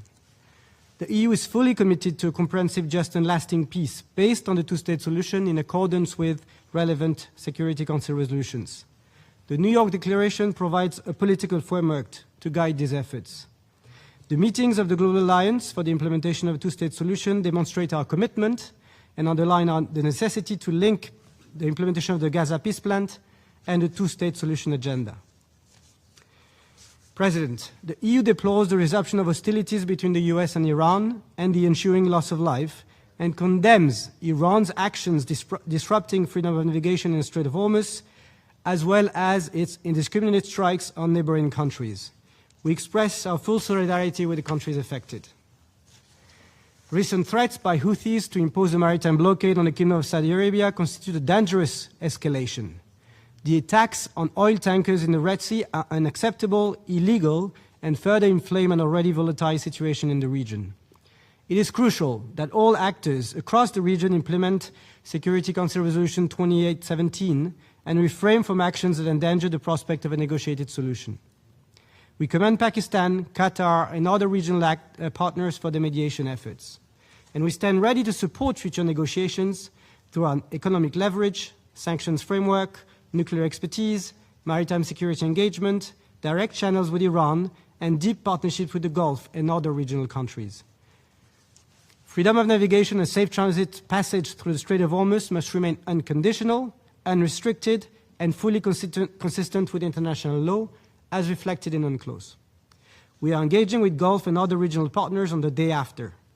Based on our experience in Europe in establishing cooperation mechanisms, we welcome regional initiatives and stand ready to support and contribute to a comprehensive long-term regional solution. The EU also welcomes the framework agreement signed by Lebanon and Israel in Washington. We urge all actors to adhere to the agreement and to implement their commitments, including through the newly established Trilateral Military Coordination Group.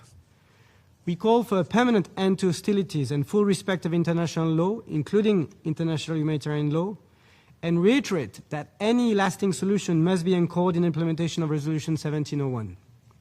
We call on Israel to withdraw its forces from Lebanon and on Hezbollah to fully disarm in order to ensure state monopoly of arms across the whole territory. The EU stands ready to support the implementation of the framework agreement and further enhance its support for the Lebanese armed forces and the international security forces, including through a possible EU mission. The EU recalls the importance of a continued UN presence in Lebanon, and in a post-UNIFIL context, it reaffirms the EU's readiness to contribute in that regard in 2027. Finally, Madam President, let me turn to Syria. The European Union remains committed to supporting a peaceful and inclusive transition in Syria that enables the participation of all Syrians without distinction and upholds their human rights without discrimination on any ground. The recent formation of the People's Assembly in Syria marks another welcome step in the country's political transition. The EU stands ready to engage with the Assembly, both to support capacity building and good governance and to work together towards achieving common goals. In this regard, the EU encourages the strengthening of a cooperation between the Syrian transitional government with all UN bodies. For the transition to succeed, Syria must remain insulated from regional hostilities. The EU urges all external actors to fully respect Syria's sovereignty, unity and territorial integrity in accordance with international law.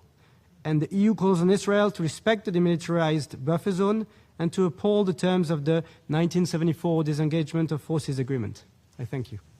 Je remercie M. Weiler de sa déclaration. Je donne la parole au représentant du Mexique. Madam President, nos reunimos nuevamente en un momento en el que la región del Medio Oriente continúa sufriendo múltiples fuentes de desgracia y tensiones crecientes.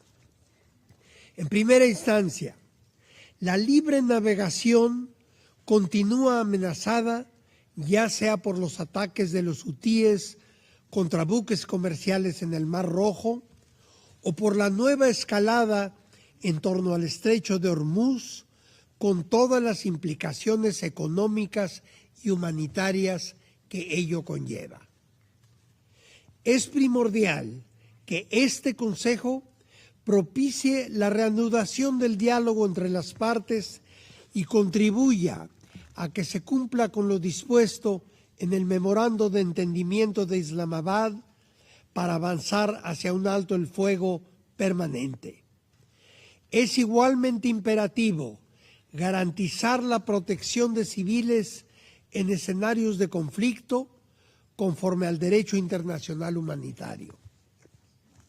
Reiteramos nuestro apoyo a la decisión recientemente aprobada por la Organización Marítima Internacional que reafirma que el derecho de paso en tránsito por los estrechos utilizados para la navegación internacional no debe de ser amenazado, denegado o suspendido, así como la importancia de que los acuerdos de los estados ribereños garanticen el tránsito libre de todos los buques a través del sistema internacional de separación del tráfico. Por lo que se refiere a la situación entre Israel y Palestina, México observa los avances para la transferencia de la gobernanza a un Comité Nacional para la Administración de Gaza en coordinación con la Autoridad Palestina. Tomamos nota de la disolución del Comité de Emergencia del Gobierno de Gaza como paso hacia un gobierno palestino unificado. No obstante, la continuación y expansión de los asentamientos israelíes en Cisjordania, incluido el proyecto E1, tienen graves consecuencias para la contiguidad territorial del Estado palestino. Gaza no debe ser anexada y ese mismo principio también debe aplicarse en Cisjordania. El pasado 20 de abril, la ONU, el Banco Mundial y la Unión Europea publicaron la evaluación final de daños en Gaza, la cual expone una realidad devastadora. Se requieren 71.400 millones de dólares para cubrir las necesidades de reconstrucción tras la destrucción o los daños sufridos por cerca de 372.000 viviendas, a lo que se suma una contracción económica del 84%. Es imperativo avanzar hacia la reconstrucción de Gaza. La agonía del pueblo palestino debe detenerse. Como uno de los copresidentes de los grupos de trabajo de la Conferencia Internacional para la Solución de Dos Estados, México insiste en la importancia de promover narrativas de paz que traigan cambios profundos a las sociedades israelí y palestina.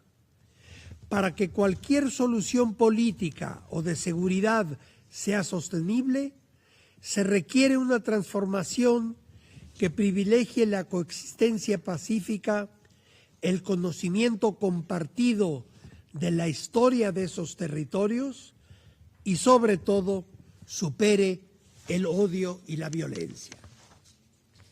Finalmente, también damos la bienvenida a la designación del señor Jean Arnaud como coordinador especial de las Naciones Unidas para el Líbano y hacemos votos para que la nueva ronda de negociaciones directas entre Israel y Líbano contribuya a avanzar en la instrumentación del acuerdo marco alcanzado en junio pasado, en particular la hoja de ruta para la retirada gradual de las fuerzas israelíes del sur del Líbano, el proceso de desarme de los grupos armados, el despliegue del ejército libanés en los territorios evacuados y la consolidación del alto el fuego.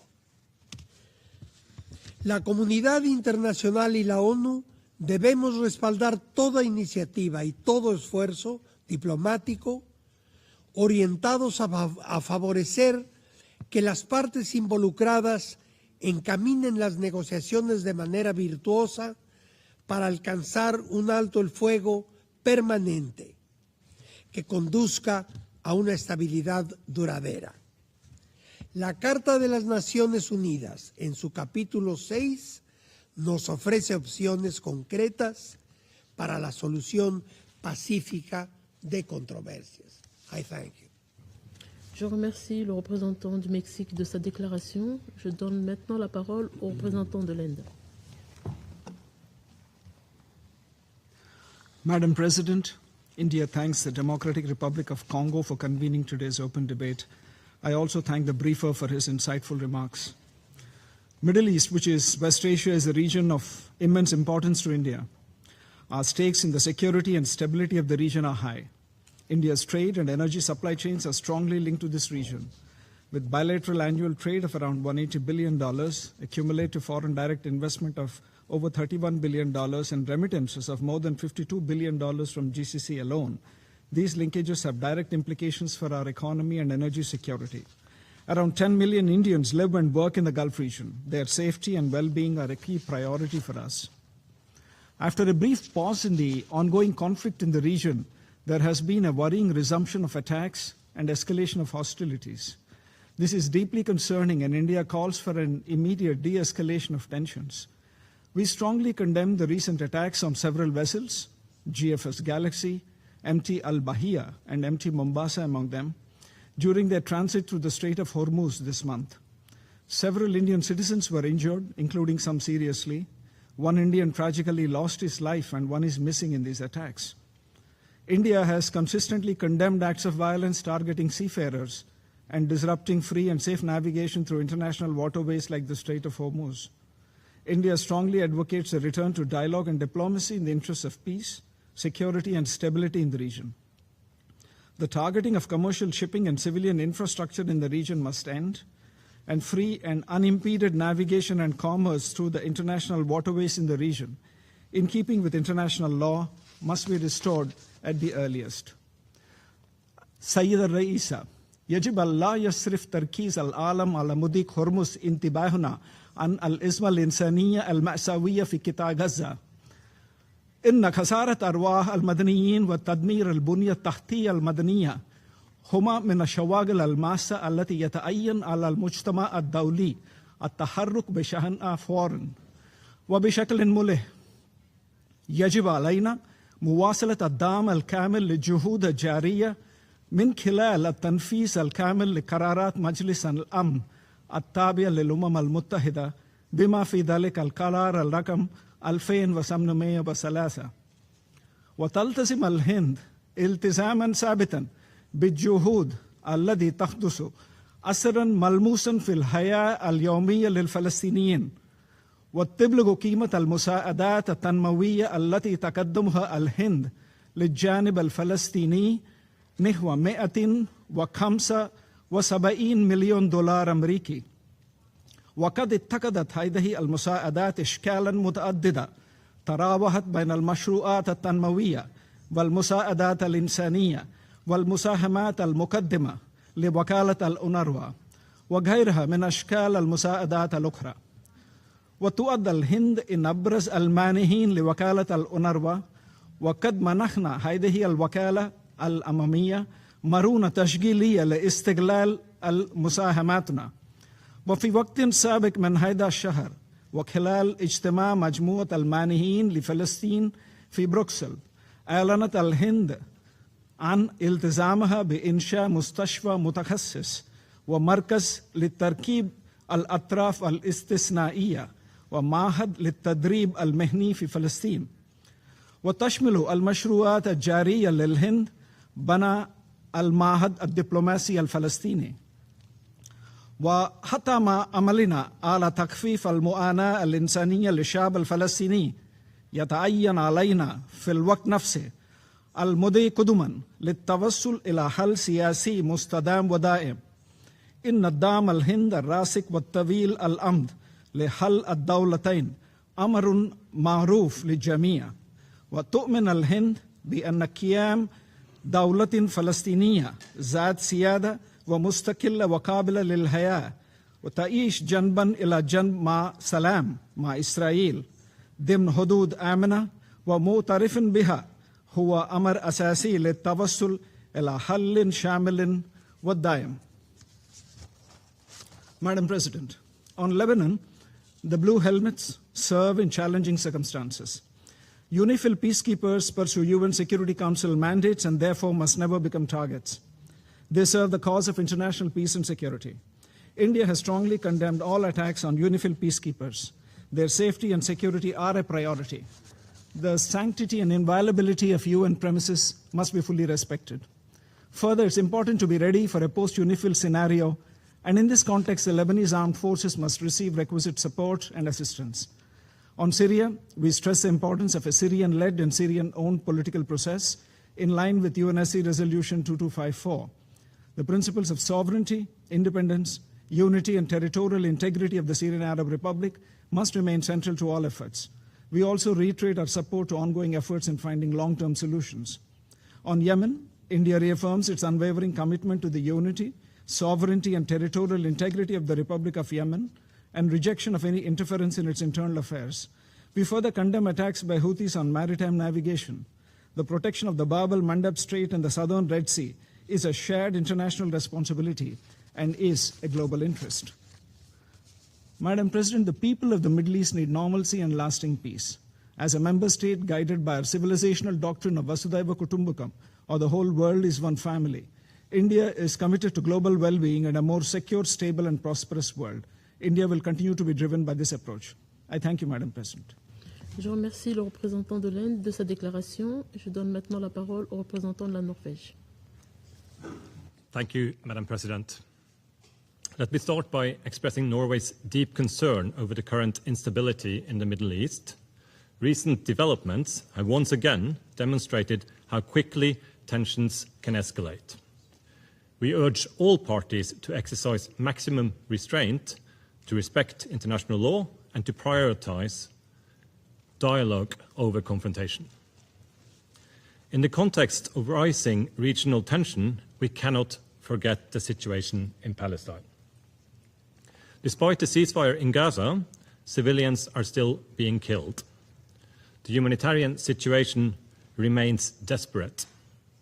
Far too little medicine, essential goods, and emergency aid is reaching an already severely affected civilian population. Despite improvements since the ceasefire, acute food insecurity remains widespread.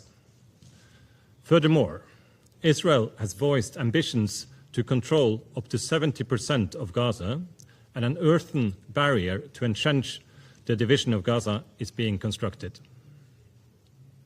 This underlines the importance of moving forward with the implementation of the 20-point plan and Security Council Resolution 2803. Norway reiterates that international humanitarian law must be respected by all parties. Humanitarian assistance must reach those in need safely, rapidly, and without obstruction. The situation in the West Bank is equally concerning. Military operations, continued settlement expansion, extreme levels of settler violence, demolitions and displacements undermine trust and threaten prospects for lasting peace. Such developments are in breach of international law and further erode the foundations for the two-state solution. President, the Palestinian Authority's worsening fiscal crisis, caused in large part by the continued withholding of revenues that belong to Palestine, as well as other economic restrictions, are bringing essential public services to the brink of collapse. We call on Israel to urgently release revenues that rightfully belong to the Palestinian people. In this context, we cannot ignore Israel's extensive use of administrative detention without formal charge. Thousands of Palestinians are being detained in Israeli prisons without charge or trial. Human rights organizations describe prison conditions for Palestinians as severe and life-threatening, citing inadequate food, denial of medical care, and abuse. We urge Israel to uphold its human rights obligations towards detainees under international law, including by granting the ICRC immediate access to all detention facilities, as stipulated in the recent Israeli Supreme Court ruling. President, we need renewed efforts to ensure Palestinian institutions are strengthened, concrete and timely recovery and reconstruction, respect for international law, and accountability. Norway remains firmly committed to the two-state solution, with Israel and Palestine living side by side in peace and security. I thank you. Je remercie le représentant de la Norvège de sa déclaration. Je donne à présent la parole à Madame Nasria Elarja Fliti, chargée d'affaires par intérim à la mission permanente d'observation de la Ligue des États arabes auprès de l'Organisation des Nations Unies. Merci, Madame la Présidente, et mes félicitations d'avoir présidé le Conseil de sécurité 7 mois avec sagesse et responsabilité. وقبل أن أبدأ أود أن أشكر سيد أكبرونوف على حاطته الشاملة تحت هذا البند، كما أود أن أضم صوت جامعة الدول العربية إلى البيان الذي ألقاه سعادة السفير المندوب الدائم للمملكة الأردنية الهاشمية تحت هذا البند. سيدة الرئيسة، اسمحوا لي أن ألقي هذا البيان أمام مجلسكم الموقر باسم الأمانة العامة لجامعة الدول العربية بشأن التطورات الخطيرة التي تشهدها المنطقة وما تفرضه من تحرك دولي مسؤول لوقف الاعتداءات ومنع دائرة الصراع وصون سيادة الدول العربية وأمنها وسلامة أراضيها. وأقتبس: السيدات والسادة، تمر منطقة الشرق الأوسط بمرحلة شديدة الخطورة تتسع فيها دوائر المواجهة وتتداخل أزماتها على نحو يهدد السلم والأمن الدوليين والإقليميين. وقد أكدت التطورات الراهنة أن أمن المنطقة كل لا يتجزأ، وأن الاستقرار لا يتحقق مع استمرار الاحتلال أو استخدام القوة أو التدخل في الشؤون الداخلية للدول، ولا بتحويل أراضيها ومياهها وأجوائها إلى ساحات لتصفية الحسابات. وتظل القضية الفلسطينية من دون حل دائم جوهر غياب الأمن والاستقرار في المنطقة. فلا سلام مع استمرار الاحتلال الإسرائيلي والاستيطان والضم والتهجير، ولا استقرار مع حرمان الشعب الفلسطيني من حقه المشروع في تقرير مصيره وتجسيد دولته المستقلة ذات السيادة وعاصمتها القدس الشرقية. سيد الرئيس، في قطاع غزة تتمثل الأولوية العاجلة في التنفيذ الكامل والأمين لقرار مجلس الأمن 2803 بما يضمن وقف الاعتداءات وتثبيت وقف إطلاق النار وتدفق المساعدات الإنسانية والانتقال إلى المرحلة الثانية، بما يشمل الانسحاب الإسرائيلي الكامل من القطاع وبدء جهود التعافي وإعادة الإعمار. وإن تعطيل تنفيذ هذا القرار الأصيل أو تطبيقه بصورة انتقائية من شأنه تقويض التهدئة وإعادة المنطقة إلى دوامة العنف من جديد.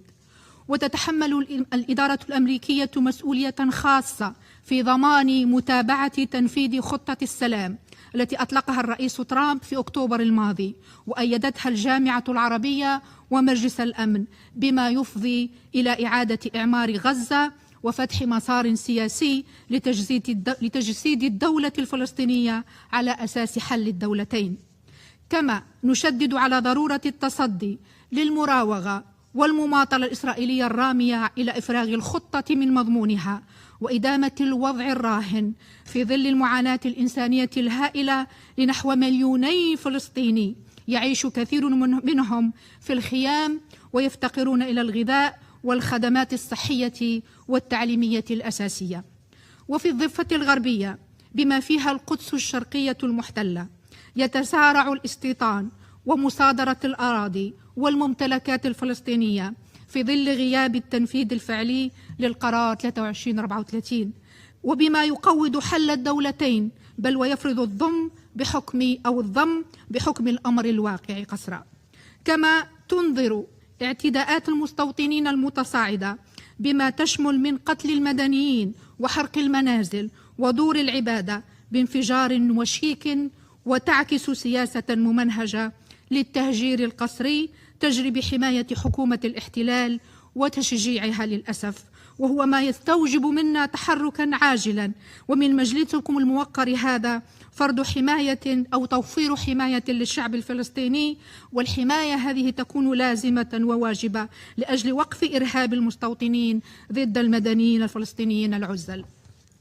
سيد الرئيسة، إن صون أمن الشرق الأوسط يقتضي منا معالجة متكاملة لبؤر التوتر تقوم على احترام سيادة الدول ووحدة أراضيها ودعم مؤسساتها الوطنية ورفض الاحتلال والتقسيم والتدخلات الأجنبية والاحتكام إلى الحلول السياسية والقانون الدولي. وفي هذا السياق تدين جامعة الدول العربية وبأشد العبارات الاعتداءات الإيرانية التي استهدفت عددا من الدول العربية باعتبارها انتهاكا صارخا لسيادتها وللقانون الدولي ولمبادئ حسن الجوار. كما تدين أيضا استهداف السفن التجارية وتهديد حرية الملاحة في مضيق هرمز والبحر الأبيض وباب المندب، لما لذلك من تداعيات خطيرة على أمن الطاقة وسلاسل الإمداد والأمن الغذائي والاقتصاد العالمي. كما تدعو إلى ضمان العبور الآمن عبر هذه الممرات التجارية.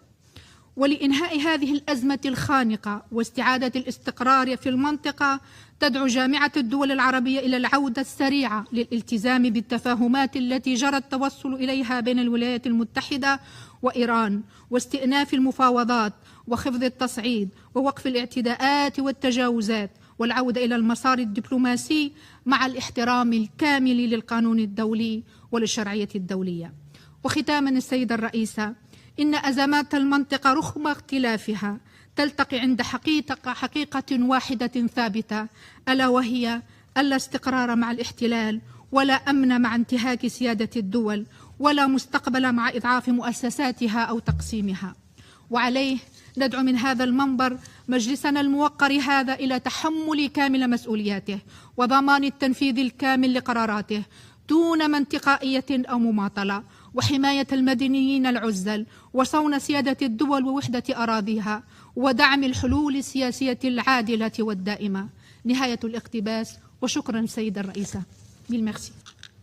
Je remercie Madame Elarja Fliti de sa déclaration. Je donne maintenant la parole au représentant du Japon.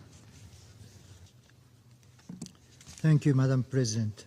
Japan thanks the Democratic Republic of the Congo for creating this opportunity. The situation across the Middle East remains volatile and precarious, with multiple crises unfolding simultaneously. This pursuit of diplomatic solutions is more essential than ever. Despite the momentum toward a possible ceasefire generated by the mediation efforts of many countries, Japan is deeply concerned by the recent escalating exchange of attacks. Our immediate priority must be to de-escalate tensions and restore regional stability, including by ensuring free and safe navigation through the Strait of Hormuz. Negotiations should continue with a view to addressing various issues, including the Iranian nuclear issue, one by one. Vessels should be able to transit the strait without being subject to tolls or any other additional costs. There is no rationale or legitimacy in taking the global socio-economy hostage by disrupting peaceful passage through the strait, which has long served as a global public asset. Japan will continue to make every effort to foster an environment conducive to dialogue between the parties in close coordination with the international community. We welcome the trilateral framework agreed between Lebanon, Israel, and the United States as a meaningful step toward lasting peace. We reiterate our call for the respect for Lebanon's sovereignty and territorial integrity and the full implementation of the relevant Security Council resolutions, including Resolution 1701. Hamas's recent announcement regarding its preparations for the transfer of administrative responsibility to the National Committee for Administrative of Gaza, NCAG, and Israel's approval of the deployment of International Stabilization Force and NCSAG in Gaza are positive steps towards the operationalizing of the second phase of the comprehensive plan in line with the Security Council Resolution 2803. At the same time, Israel is also required to withdraw its forces from Gaza and facilitate unhindered humanitarian access. We are also gravely concerned by the deteriorating situation in the West Bank, particularly the escalation of settler violence against Palestinian civilians, and reiterate our call on Israel to take the necessary measures.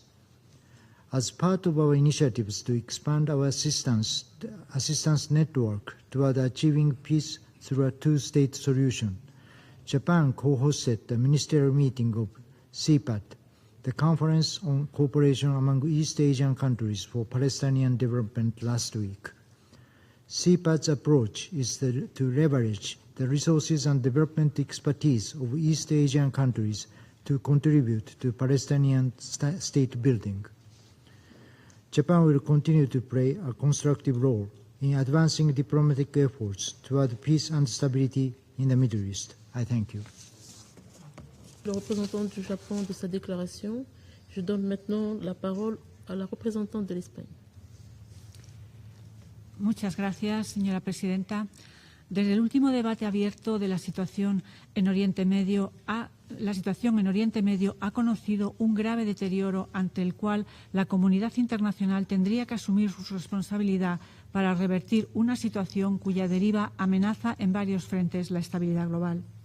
Ante el conflicto abierto en el Golfo, ante el bloqueo del estrecho de Hormuz y la amenaza contra Bab el-Mandeb, ante la situación humanitaria en Gaza y las violaciones de la ocupación en Cisjordania, ante el escenario aún frágil en Líbano, Siria e Irak, nuestros esfuerzos han de unirse para exigir el cumplimiento del derecho internacional y del derecho internacional humanitario.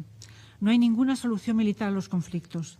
Plenamente comprometidos con los esfuerzos dentro del marco multilateral, España defiende la diplomacia y el diálogo como el único camino viable y eficaz para la resolución de las controversias, apoyando la encomiable labor de los mediadores regionales, muchas veces atacada, y el cese inmediato y permanente de las operaciones militares en todos los frentes. Solo así lograremos avanzar hacia una paz sostenible y duradera en el tiempo. Permítame también resaltar en este sentido la importancia de la plena participación efectiva de las mujeres en los procesos de negociación. El respeto del derecho internacional es la única vía para resolver todas las cuestiones pendientes con Irán, incluyendo la crisis del estrecho de Hormuz y el expediente nuclear. Por ello, expresamos nuestra máxima preocupación por esta nueva escalada de violencia, reiteramos nuestra condena por los ataques iraníes indiscriminados e injustificados contra Estados vecinos e instamos a las partes a cesar todas las operaciones militares y a garantizar plenamente la libertad de navegación de conformidad con el derecho internacional, la Convención de Naciones Unidas sobre el Derecho del Mar y la resolución del Consejo de Seguridad 2817. El arbitrario bloqueo de los estrechos de Hormuz y las amenazas contra Bab el-Mandeb son una violación inaceptable de la libre y segura navegación y suponen una violación de las normas que nos rigen como comunidad internacional y una amenaza para la seguridad y prosperidad global. Señora presidenta, los acontecimientos en Irán no deben opacar la alarmante situación en Palestina, que se deteriora día a día en Gaza y en Cisjordania, incluida Jerusalén Este. España está plenamente comprometida con una paz integral, justa y duradera, basada en la aplicación de la solución de dos Estados conforme con las resoluciones pertinentes del Consejo de Seguridad de Naciones Unidas, incluida la resolución 2803. Reiteramos la necesidad de fortalecer la autoridad palestina, nuestro socio indispensable y único con legitimidad para poder asegurar la viabilidad de una paz verdadera, sostenible y que responda a los anhelos de los pueblos palestino e israelí. Respecto a Gaza, subrayamos una vez más ante este Consejo la urgencia de aplicar la resolución 2803, condenando la ampliada presencia militar del ejército israelí en la franja y la imperativa necesidad de responder a la catástrofe humanitaria que asola a los más de 2 millones de habitantes de Gaza. Reiteramos nuestro llamamiento a que el Gobierno de Israel permita la entrada de ayuda humanitaria a gran escala, así como la protección de la actuación de Naciones Unidas, incluida UNRWA. En medio de la mayor crisis financiera a la que se ha enfrentado el sistema de Naciones Unidas, en 2026 España ha aportado contribuciones a UNRWA por un valor de 15 millones de euros. Aprovechamos este foro para condenar de nuevo la aprobación de la ley sobre la pena de muerte en Israel y el Estado de Palestina, cuyos términos son discriminatorios contra la población palestina. Esta discriminación es de máxima gravedad al consagrar la desigualdad jurídica entre personas y eliminar las garantías más elementales del proceso judicial en una cuestión que afecta directamente al derecho fundamental a la vida. Es un atentado contra los principios de dignidad e igualdad entre los seres humanos. Respecto a Cisjordania, condenamos enérgicamente la acelerada expansión de las colonias israelíes, así como la continua proliferación de los puestos avanzados de colonización, en paralelo a un aumento de la violencia impune relacionada con los colonos y las restricciones arbitrarias de acceso de los palestinos a sus tierras. Exigimos la debida rendición de cuentas ante estas violaciones que amenazan la viabilidad del Estado de Palestina, a la vez que atentan contra el derecho internacional. En lo referente al Líbano, reconocemos y respaldamos las valientes decisiones del Gobierno libanés en defensa del pleno respeto de la soberanía nacional y de su integridad territorial y reiteramos nuestro compromiso con la aplicación íntegra de la resolución 1701 de este Consejo de Seguridad. España reitera su apoyo firme a las instituciones y al pueblo del Líbano. Seguiremos respaldando todos los esfuerzos para avanzar hacia una estabilidad duradera, con pleno apoyo al fortalecimiento de las Fuerzas Armadas libanesas, bilateralmente y junto con los socios europeos, para que puedan consolidar el control sobre todo el territorio libanés. En este contexto, damos la bienvenida a la firma del Acuerdo Marco Trilateral entre Líbano, Israel y Estados Unidos el pasado 26 de junio en Washington, que debe servir como primer paso de una paz global y justa, acorde con los principios mencionados anteriormente. España reafirma su apoyo inquebrantable a la labor de FINUL, con la presencia desde hace 20 años de un importante contingente. Reconocemos el papel fundamental de los cascos azules, condenamos los inaceptables ataques contra el personal de la misión y ofrecemos nuestro más sincero pésame por los recientes fallecimientos. Exigimos una investigación exhaustiva y recordamos que estos ataques son una grave violación del derecho internacional. Damos bienvenida a las opciones presentadas por el Secretario General para la implementación de la Resolución 1701 una vez finalice el mandato de FINUL. España seguirá participando activamente con los países contribuyentes de tropas y los miembros del Consejo de Seguridad para garantizar una transición ordenada y contribuir a los esfuerzos para lograr la estabilidad en la línea azul tras la retirada de FINUL. Finalmente, respecto a Siria, nos encontramos ante un momento crucial para el país y su población. Junto con el desafío de reconstruir y consolidar instituciones legítimas y democráticas tras décadas de conflicto, persisten preocupantes presiones internas y externas, una crisis humanitaria profunda y desafíos de seguridad claves en la compleja situación geopolítica regional. Apoyamos un proceso de transición política pacífica e inclusiva que garantice el pleno respeto a la independencia, soberanía e integridad territorial de Siria y seguiremos trabajando con el Gobierno de transición y con la sociedad siria para avanzar en esa dirección. Finalmente, me gustaría destacar que el contexto regional en Oriente Medio es hoy desolador. No podemos apartar la mirada ni dejarnos distraer por relatos distorsionados. El Consejo de Seguridad debe actuar y debe hacerlo con carácter urgente. Los Estados miembros de Naciones Unidas tenemos la responsabilidad y la obligación moral de utilizar todos los mecanismos a nuestro alcance para lograr el restablecimiento de la paz y la estabilidad en Oriente Medio. Muchas gracias. Je remercie la représentante de l'Espagne de sa déclaration et je donne maintenant la parole au représentant de la République islamique de l'Iran.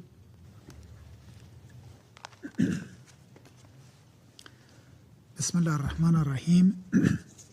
Madam President, despite the declared ceasefire, Gaza remains devastated and under siege. Israel, the occupying regime, continues to violate the ceasefire through ongoing military attacks and severe restriction on humanitarian access. It is further deepening the suffering of civilians. At the same time, the Israeli regime continues its illegal settlement expansion in the occupied West Bank, in clear violation of international law and relevant United Nations resolutions. Israel's repeated acts of aggression against Lebanon and continued violations of Syrian sovereignty and territorial integrity further threaten regional peace and security. The continued unlawful actions of the Israeli regime pose a grave threat to international peace and security. Against this backdrop, Iran reiterates that any credible solution must ensure a permanent ceasefire, unhindered humanitarian access, the full withdrawal of Israeli occupying forces, and full UN membership for the State of Palestine. Humanitarian assistance and Gaza's reconstruction must never be conditioned on political or military objectives. Accountability is indispensable. The Israeli regime, together with those that enable this regime for its atrocious crimes through political, military, and economic support, must be held responsible for grave violations of international humanitarian law. The issuance of arrest warrants by the ICC on 21st November 2024 against the criminal Prime Minister of the Israeli regime for the commission of war crimes and crimes against humanity is a clear reminder that no one is above international law. Madam President, I must also respond to the baseless allegations leveled against my country, particularly by the representative of the United States. I categorically reject all those unfounded and politically motivated accusations. The representative of the United States has once again restored to lies, disinformation, and a campaign of distortion in a desperate attempt to justify the United States' unlawful acts of aggression against Iran.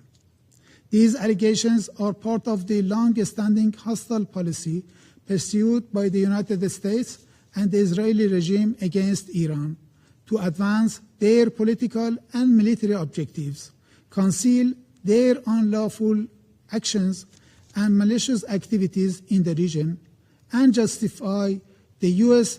destabilizing military presence in the region. However, the facts are clear and cannot be denied. The United States is the aggressor. Through its acts of aggression against Iran, the United States has violated the Charter of the United Nations and fundamental principles of international law, including the peremptory prohibition on the use of force and the prohibition of aggression. By deliberately targeting civilian and civilian infrastructure, including schools, hospitals, medical facilities, bridges, sport facilities, and other essential infrastructure, the United States has committed grave violations of international humanitarian law, including war crimes.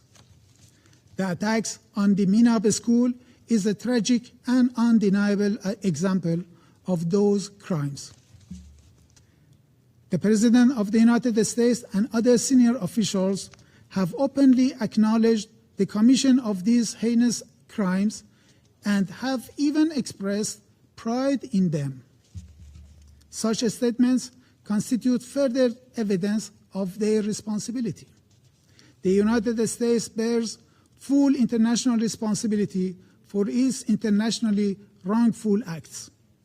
Those who are responsible for these grave crimes will sooner or later face accountability before competent international judicial bodies.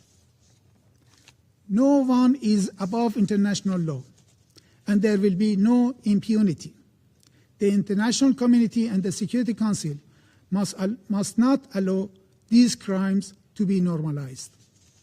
Silence and impunity will only encourage their repetition. Madam President, in conclusion, we reiterate that all Iran's measures are defensive, necessary, and consistent with international law. The root causes of the current situation are clear. United States' ongoing unlawful actions pose a serious threat to regional stability, freedom of navigation, and the security of the Persian Gulf and the Strait of Hormuz.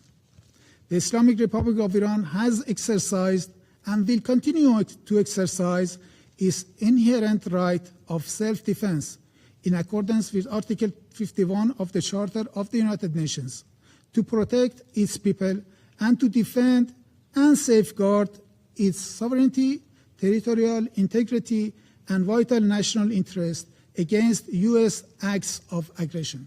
I thank you. Je remercie le représentant de la République islamique d'Iran de sa déclaration et je donne maintenant la parole au représentant de la Pologne. Thank you, Madam President. I would like to thank the Democratic Republic of the Congo for convening this timely debate on the situation in the Middle East. Madam President, we are deeply concerned with the recent escalation of the situation in the Persian Gulf. Once again, the current events demonstrate that energy security and freedom of navigation must remain central to the resolution of the conflict and regional peace solution. In that context, we are concerned with the Houthis' ability to threaten fragile balance of maritime traffic in the Red Sea.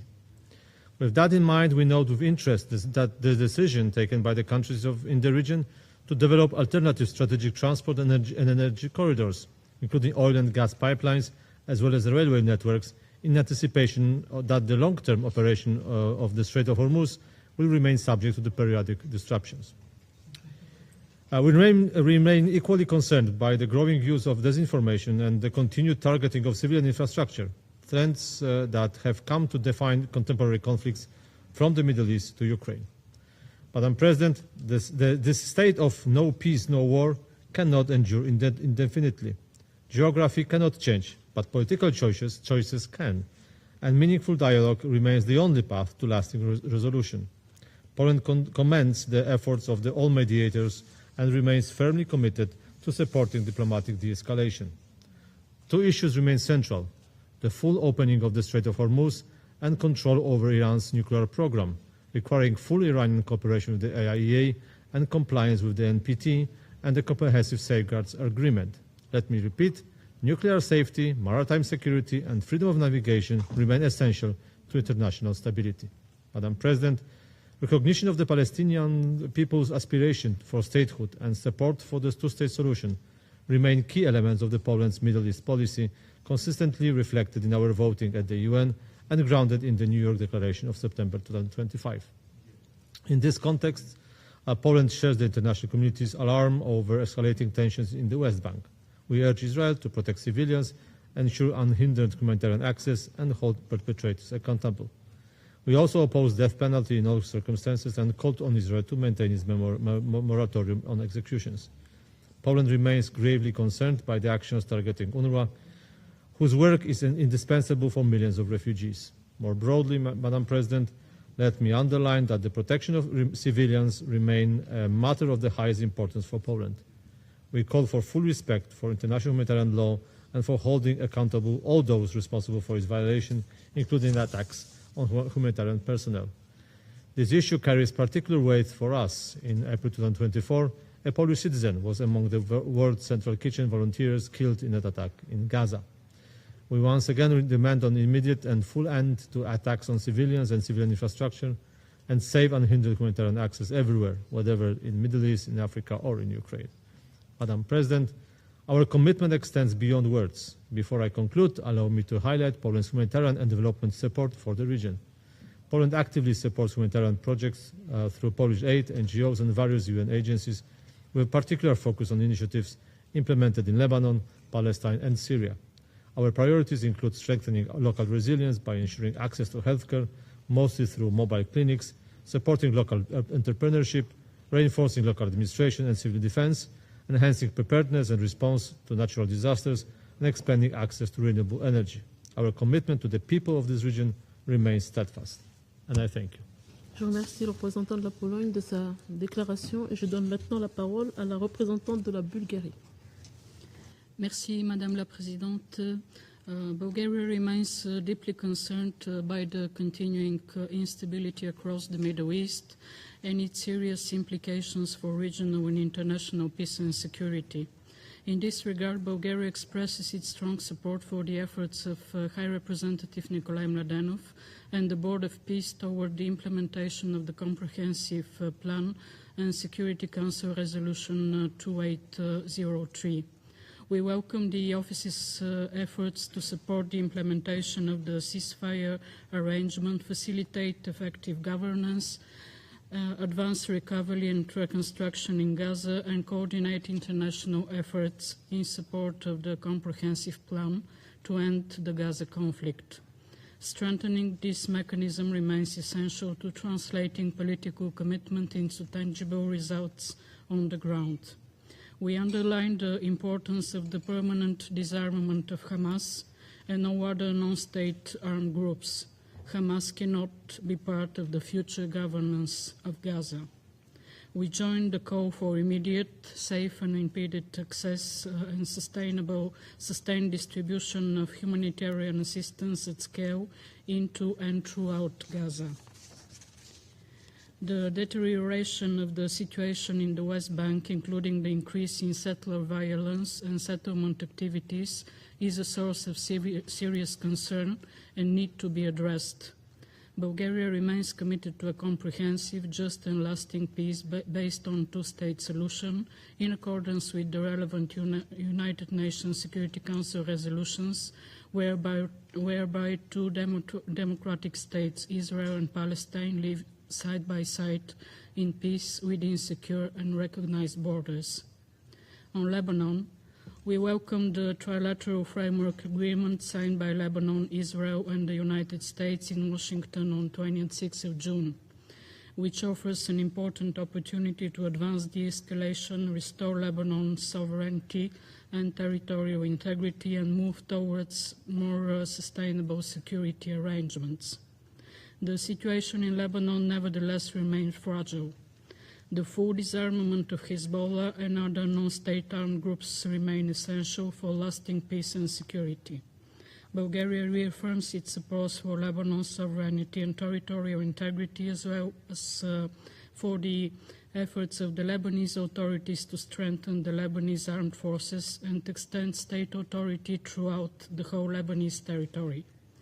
The implementation of Security Council Resolution 1701 in its entirety continued to be of key importance. With regard to Syria, Bulgaria remains firmly committed to supporting a peaceful and inclusive Syrian-led and Syrian-owned transition that upholds human rights and guarantees the participation of all Syrians without distinction.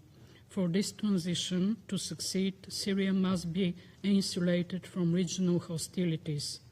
We call on all external actors to fully respect Syria's sovereignty, unity, and territorial integrity.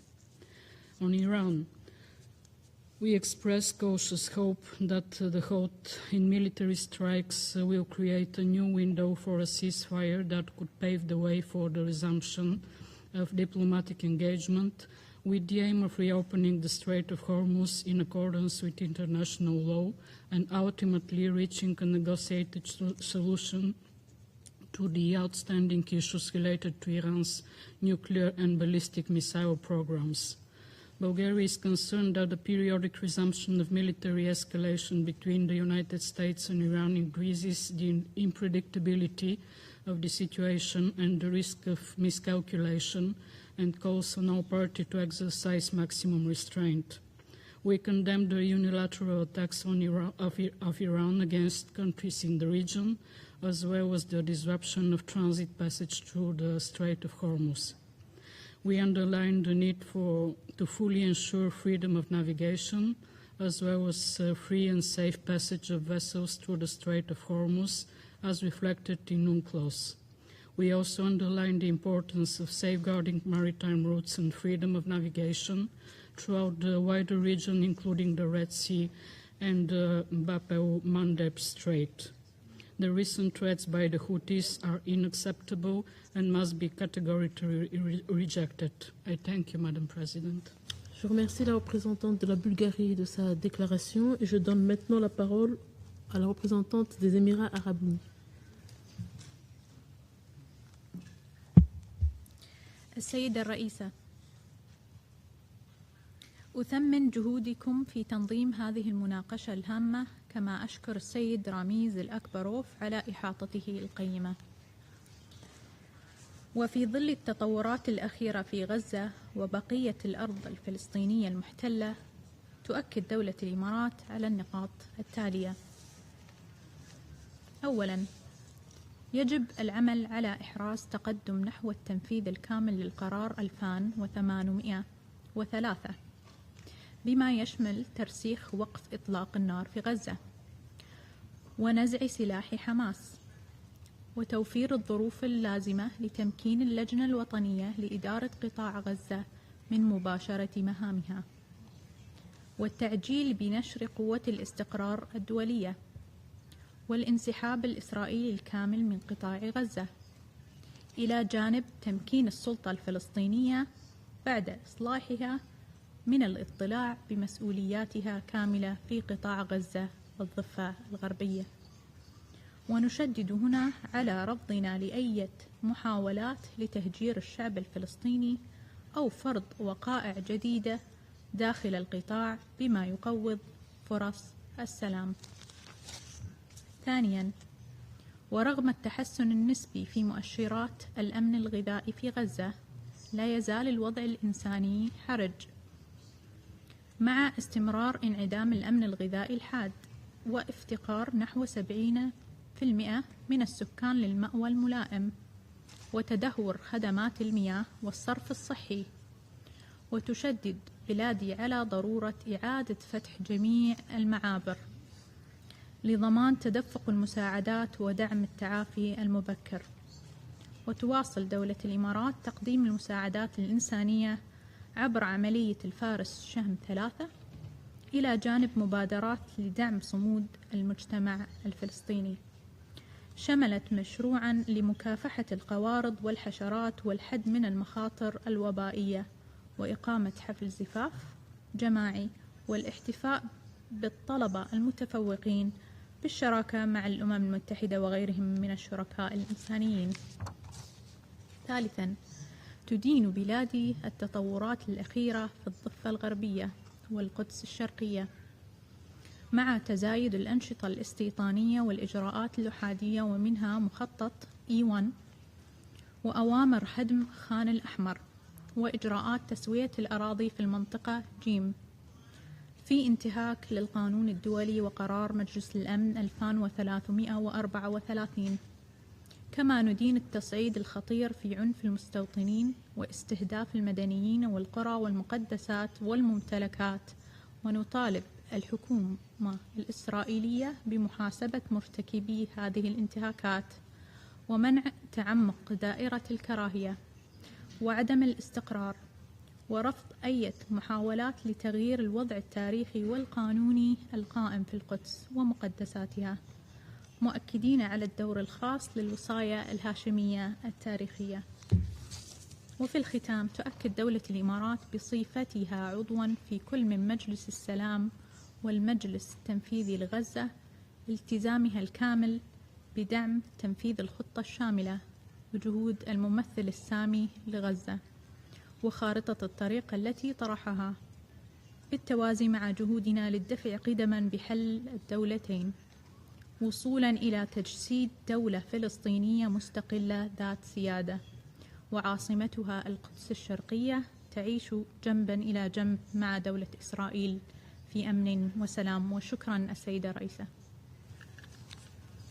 Je remercie la représentante des Émirats arabes unis de sa déclaration. Je donne maintenant la parole à la représentante de la Malaisie. Madam President, Malaysia thanks the Democratic Republic of the Congo for convening this quarterly open debate. We also thank Mr. Alakbarov for his comprehensive briefing. We align ourselves with the statements of the OIC and NAM. Madam President, the situation across the occupied Palestinian territory continues to deteriorate at an alarming pace. In the Gaza Strip, the humanitarian situation remains dire. UNICEF estimates that 1.9 million of Gaza's 2.1 million people remain displaced, many of them repeatedly. Continued hostilities, restrictions on humanitarian access, and severe damage to civilian infrastructure continue to impede the delivery of life-saving assistance. These conditions limit the Palestinians' access to food, safe water, sanitation, shelter, and health care. Israel's aggression extends beyond the Gaza Strip. The situation in the occupied West Bank, including East Jerusalem, is also worsening. Civilians, including children, have been killed not only by Israeli forces but also settlers. Israeli military operations, movement restrictions on Palestinians, demolitions of home and civilian infrastructure, the expansion of illegal Israeli settlement and settler violence in the occupied West Bank continue to drive displacement, isolate communities, and restrict access to essential services and livelihoods. Palestinian children are increasingly being denied safe access to education. Across the occupied West Bank, including East Jerusalem, 84 schools remain under pending demolition or stop work orders, including 54 that are facing full demolition. These violations must end. Israel must uphold its obligations under international law and international humanitarian law, including by protecting Palestinian children, schools, and other civilian infrastructure. These children deserve their right to education and must be protected from harm. Madam President, Malaysia reaffirms the indispensable role of UNRWA. The International Court of Justice Advisory Opinion of 22nd October 2025 and General Assembly Resolution 80/116 clearly call upon Israel to facilitate humanitarian relief efforts undertaken by UN entities, including UNRWA. for the civilian population without obstruction. They further call for the protection of all humanitarian and medical personnel and reaffirm the inviolability of United Nations premises and property, as well as the privileges and immunities of its officials. In this connection, Malaysia categorically rejects any attempt to obstruct, delegitimize, or dismantle UNRWA's operations or to undermine its mandate. UNRWA remains an indispensable lifeline for millions of Palestine refugees across the Middle East. Any effort to weaken the agency is legally indefensible and morally unacceptable. Madam President, Malaysia remains steadfast in its support for the inherent and inalienable rights of the Palestinian people, including their right to self-determination, right of return, and the right to statehood. Malaysia reiterates its unwavering and principled support for the establishment of an independent and sovereign state of Palestine based on the pre-1967 borders with East Jerusalem as its capital. We recall the New York Declaration adopted by an overwhelming majority of member states, Malaysia among them. The declaration demonstrates the international community's collective commitment to translate the inalienable rights of the Palestinian people into concrete political action and to advance a credible and irreversible pathway towards Palestinian statehood. Madam President, to conclude, accountability for Israel's unlawful actions against the Palestinian people must remain a priority. Accountability is the foundation of justice, a safeguard against the repetition of atrocities, and a necessary condition for a just and lasting peace. This Council must not allow the sufferings of the Palestinian people to remain unanswered, nor their lives to be reduced to statistics. It must act with courage and consistency to uphold international law and to bring impunity to an end. The Palestinian people deserve justice, dignity, and freedom. Thank you. Je remercie la représentante de la Malaisie de sa déclaration et je donne la parole au représentant de la Tunisie. Merci Madame la Présidente. بداية نشكر جمهورية الكونغو الديمقراطية على عقد هذه الجلسة ونعرب لها عن دعمنا لترأسها أعمال المجلس هذا الشهر. كما سبق وأن أشرنا في عديد المناسبات فإن الوضع المأساوي الذي يشهده الشرق الأوسط هو نتيجة مباشرة لفشل المجتمع الدولي في استعادة الحقوق غير القابلة للتقادم للشعب الفلسطيني على كامل أرضه. في هذا الإطار تدعو تونس مجلس الأمن والمجتمع الدولي للتصدي للانتهاكات التي يرتكبها المحتل والاطلاع بمسؤوليته السياسية والأخلاقية في صون الأمن والسلم الدوليين بما يضمن إنفاذ القانون الدولي وقرارات الشرعية الدولية والقانون الدولي الإنساني. السيدة الرئيسة تعرب تونس عن دعمها للدور الحيوي والأساسي التي تضطلع به الأونروا في إغاثة اللاجئين الفلسطينيين لمساهماتها البارزة في تحقيق الاستقرار الإقليمي. وهنا نؤكد على ضرورة أن يقوم المجتمع الدولي والإنساني بمواصلة الدعم السياسي والمالي للوكالة ورفض جميع الإجراءات الرامية إلى تقويض عمل الأونروا أو الانتقاص من ولايتها الأممية. ختاما السيدة الرئيسة تجدد تونس دعمها غير المشروط للشعب الفلسطيني في الذود والدفاع عن حقه غير القابل للتصرف والذي لا يسقط بالتقادم، وتؤكد موقفها الثابت الدعم للأشقاء الفلسطينيين في تقرير مصيرهم وفي نضالهم من أجل استعادة حقوقهم التاريخية المشروعة كاملة وإقامة دولتهم على كامل أرض فلسطين وعاصمتها القدس الشريف. وشكرا سيد الرئيس. Je remercie le représentant de la Tunisie de sa déclaration et je donne maintenant la parole au représentant du Portugal. Merci, Madame President. Starting with the Gulf, Portugal calls for the full implementation of the Islamabad Memorandum of Understanding. We urge all relevant parties to uphold international law, including international humanitarian law and freedom of navigation. Portugal supports a diplomatic solution as the only viable path to a comprehensive and long-lasting peace. The same applies to Yemen. Turning to Lebanon, we welcome the trilateral framework agreement and highlight the importance of its implementation in the context of existing UN Security Council resolutions, including 1701. We believe the UN should continue to having a role post-UNIFIL. Concerning Syria, Portugal welcomes the inaugural session of the People's Assembly and the recent visit by the Secretary-General of the United Nations, both of which mark significant milestones in the country's political transition. Regarding Palestine, the humanitarian situation in Gaza remains grievous. Portugal calls for the full implementation of the comprehensive plan. We stress that the UN and all its agencies, including UNRWA, as well as international NGOs, must be able to fulfill their roles.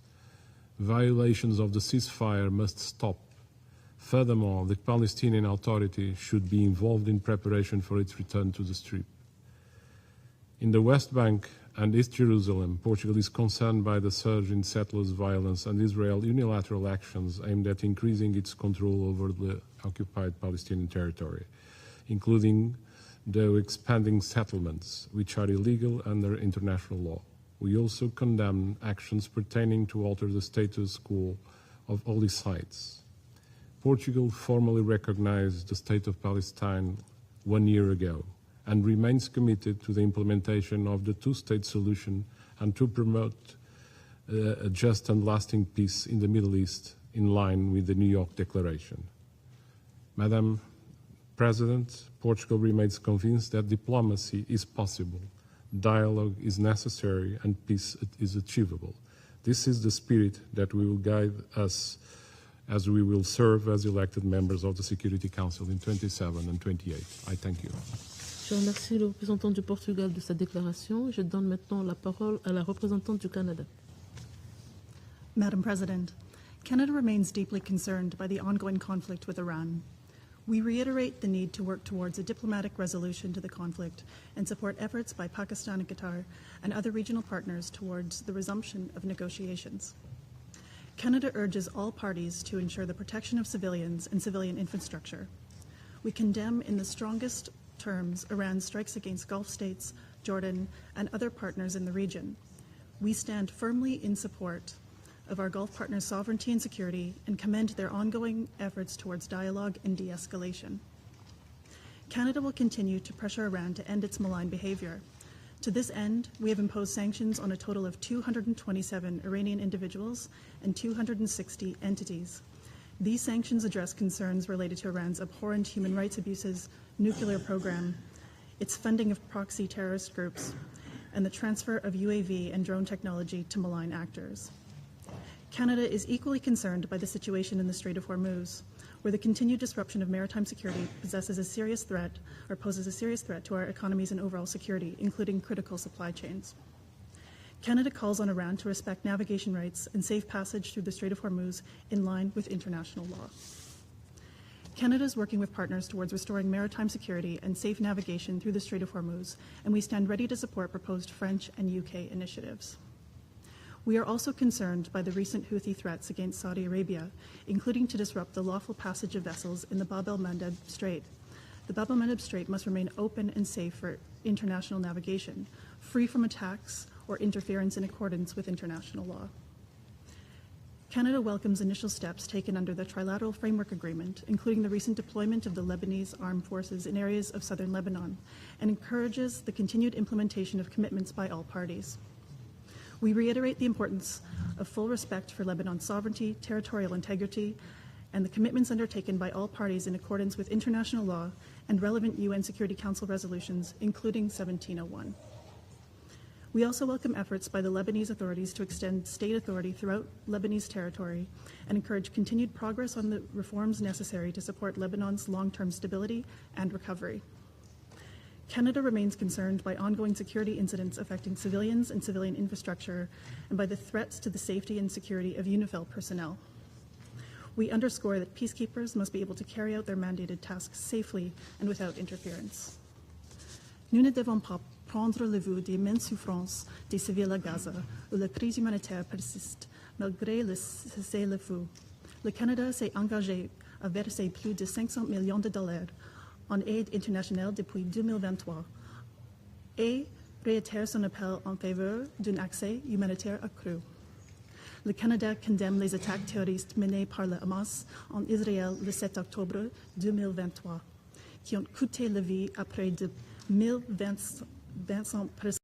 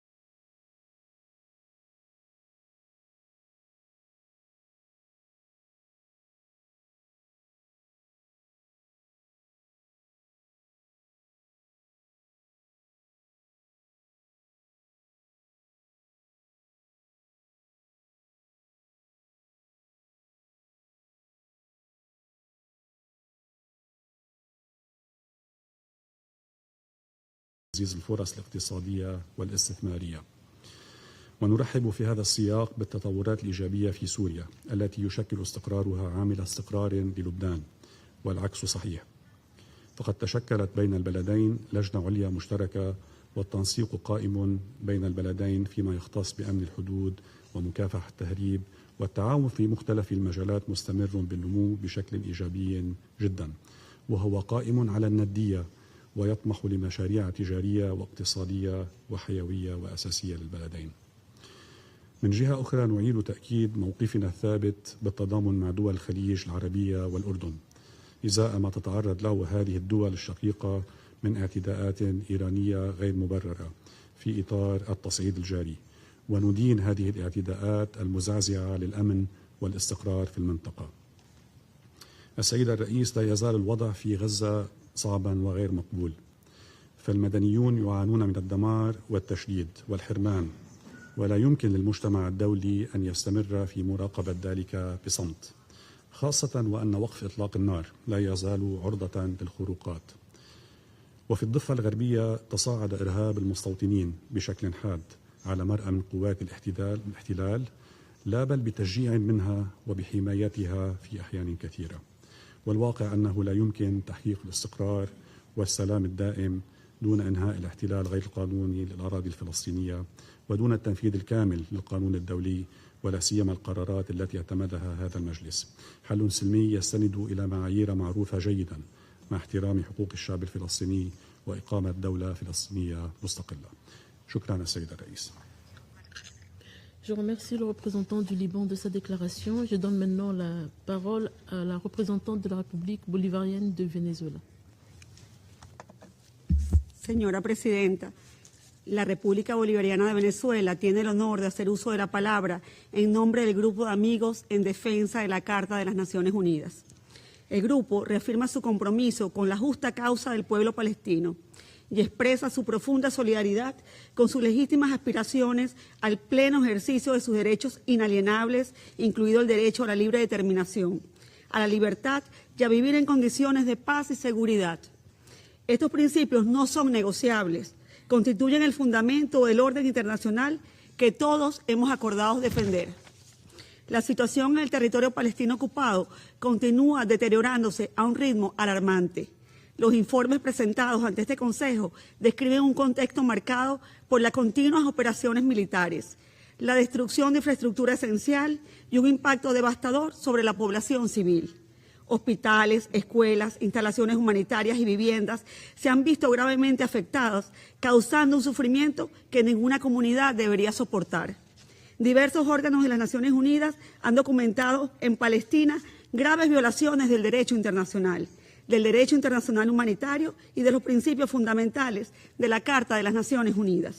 La persistencia de estas violaciones socavan la credibilidad del sistema multilateral y la capacidad de esta organización para cumplir su mandato de mantener la paz y la seguridad internacionales. El Grupo de Amigos considera que el Consejo de Seguridad debe actuar de conformidad con todas las resoluciones pertinentes adoptadas sobre esta cuestión con imparcialidad y determinación, a fin de evitar nuevas pérdidas de vidas humanas, garantizar la protección de la población civil palestina y asegurar un acceso pleno, seguro y sin obstáculos a la asistencia humanitaria. Reiteramos nuestro firme apoyo a la labor de las Naciones Unidas sobre el terreno, en particular la Agencia de Naciones Unidas para los Refugiados de Palestina en Oriente Próximo, cuya labor sigue siendo indispensable para millones de refugiados palestinos. Su acción humanitaria, desarrollada en cumplimiento del mandato conferido por la Asamblea General, debe recibir un apoyo sostenido y estar libre de condicionamientos políticos. La continuidad de sus operaciones es esencial para la estabilidad regional y para preservar la dignidad de quienes dependen de sus servicios. El reciente informe del Secretario General Adjunto de Asuntos Humanitarios pone de relieve que incluso después del alto al fuego, la población palestina continúa enfrentando condiciones extremadamente precarias, nuevas muertes, desplazamientos masivos y confinamiento en zonas cada vez más reducidas, con un acceso muy limitado a los servicios esenciales. Estas circunstancias son incompatibles con la estabilidad regional y con los principios humanitarios que las Naciones Unidas están llamadas a defender.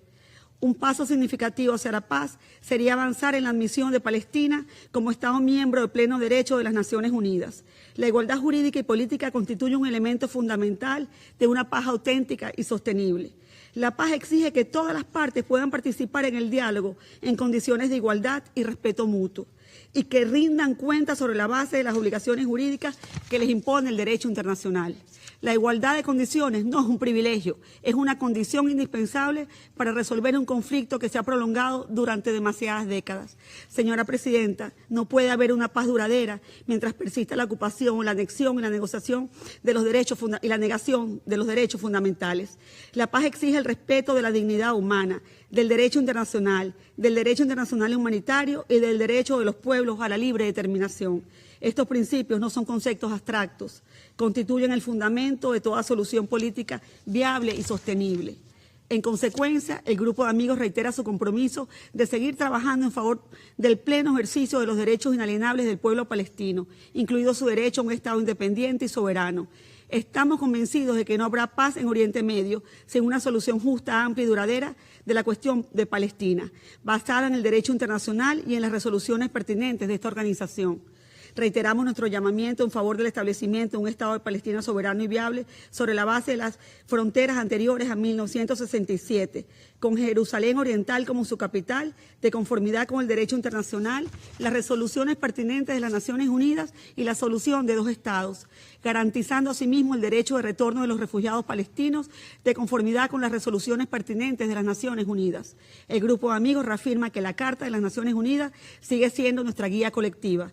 Su respeto no es opcional, constituye la condición indispensable para la coexistencia pacífica de los Estados y para la protección de todos los pueblos del mundo. Permítame ahora, en nuestra capacidad nacional, agregar unas breves consideraciones. La República Bolivariana de Venezuela, fiel a los preceptos de su diplomacia de paz, reitera su llamado al diálogo y la contención en aras de alcanzar una solución integral justa y duradera a la cuestión palestina, la cual sigue estando en el núcleo del conflicto árabe-israelí. En este sentido, llamamos al fin de toda acción unilateral tendente a complejizar las realidades sobre el terreno y a retardar aún más la puesta en marcha de un proceso político genuino entre las partes.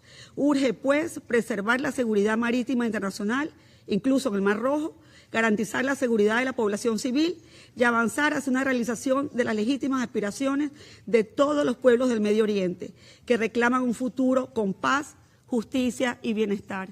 Muchas gracias, señora Presidenta. Je remercie la représentante de la République bolivarienne du Venezuela de sa déclaration. Je donne maintenant la parole au représentant du Vietnam. Madam President, Vietnam remains deeply concerned about the ongoing situation in the Middle East, including the renewed hostilities and the risk of their further spread across the Gulf. The fact that maritime security and freedom of navigation through the Strait of Hormuz have yet to be restored, continued hostilities and restrictions on humanitarian access in Gaza, the worsening situation in the West Bank, and the deterioration of security in southern Lebanon. These developments are causing immense human suffering, disrupting international trade and energy supplies, heightening regional and global uncertainties, undermining the implementations of City Council Resolution 2803 and the comprehensive plan to end the Gaza conflict, and jeopardizing the prospects for negotiated settlement between the U.S. and Iran. We regret that the City Council has not been able to take united, balanced, and impartial action to address this pressing crisis and their serious implications for regional and international peace and security. We are especially alarmed by attacks against civilian infrastructure. Under all circumstances, civilians and critical civilian infrastructure must be protected. Such attacks constitute violations of international law and relevant UN resolutions, including Security Council Resolution 2573 in 2021. Vietnam underscores that maritime safety and security, as well as freedom of navigation and overflights, must be upheld in accordance with international law, particularly the 1982 UN Convention on the Law of the Sea. This is essential not only for stability in the Middle East, especially in and around the Strait of Hormuz, but also for safeguarding global energy supplies, food security, and economic stability. Madam President, There can be no military solution to the conflicts in the Middle East. Vietnam welcomes all mediation and facilitation efforts aimed at de-escalating tensions, ending hostilities, consolidating ceasefire, and advancing balanced, constructive, and mutually acceptable solutions. In this regard, Vietnam welcomes the resumption of negotiations between the United States and Iran aimed at resolving their differences and ending the conflict. We commend the tireless efforts of Pakistan, Qatar, Oman, Turkey, Switzerland, and other mediators to maintain channels of communications and facilitate the negotiating process. We call on all parties to exercise maximum restraint and get constructively and implement the agreements reached in good faith. Vietnam also called on the international community not to allow recent developments in the Middle East to overshadow the Palestinian questions.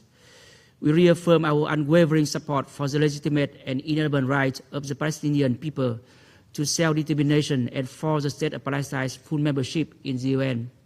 We remain steadfast in supporting the two-state solutions based on the pre-1967 borders in accordance with international law and relevant UN resolutions. I thank you, Madam President. Je remercie le représentant du Vietnam de sa déclaration. Je donne maintenant la parole au représentant de la Namibie. Thank you, Madam President. Your Excellencies, the situation in Palestine, one of the gravest crises confronting the international community, has reached a point where euphemism and diplomacy caution no longer suffice. Recent developments in Gaza, including what we all have chosen to label as a ceasefire, do not resemble any ceasefire recognized under international law. When civilians continue to face brutality, when humanitarian access remains obstructed, and when the occupying power retains full coercive control, we must call this situation what it is, a pause defined by the perpetrators, not by the protection and needs of the civilians, of the victims. The humanitarian situation in Gaza remains catastrophic and depicts the predictable outcome of sustained destruction, displacement, and deprivation. Children are suffering from trauma. Families are living amid rubble. Disease is spreading. The world should not remain insensitive to this human tragedy. Behind every statistics are real people, families, and communities whose lives have been profoundly affected. Namibia stresses that humanitarian assistance must flow unhindered, at scale, and without political interference. UNRWA must be allowed to operate fully and safely. Attempts to delegitimize or restrict its work or actions that exacerbate human suffering and undermine the international system's ability to respond. In the same vein, we want to reiterate that reconstruction of Gaza should not be a distant aspiration. It is an immediate necessity. The people of Gaza cannot be condemned to live indefinitely amongst the ruins of their homes, schools, hospitals, and places of worship. A credible reconstruction effort requires sustained international support, adequate resources, and the removal of all barriers. Madam President, Namibia is deeply outraged by recent reports of deliberate violence against Palestinian children, including killing and sexual violence attributed to Israeli forces. These acts constitute some of the gravest violations of international humanitarian and human rights law. Children must never be targets of conflict. Namibia demands independent investigations and full accountability of all perpetrators without exception and without political shielding. The same should apply to the situation in the West Bank, where the illegal expansion of settlements continues unabated. These actions violate international law, undermine the viability of a two-state solution, and fuel tensions and instability across the Middle East. They are a deliberate attempt to undermine political outcomes on the ground.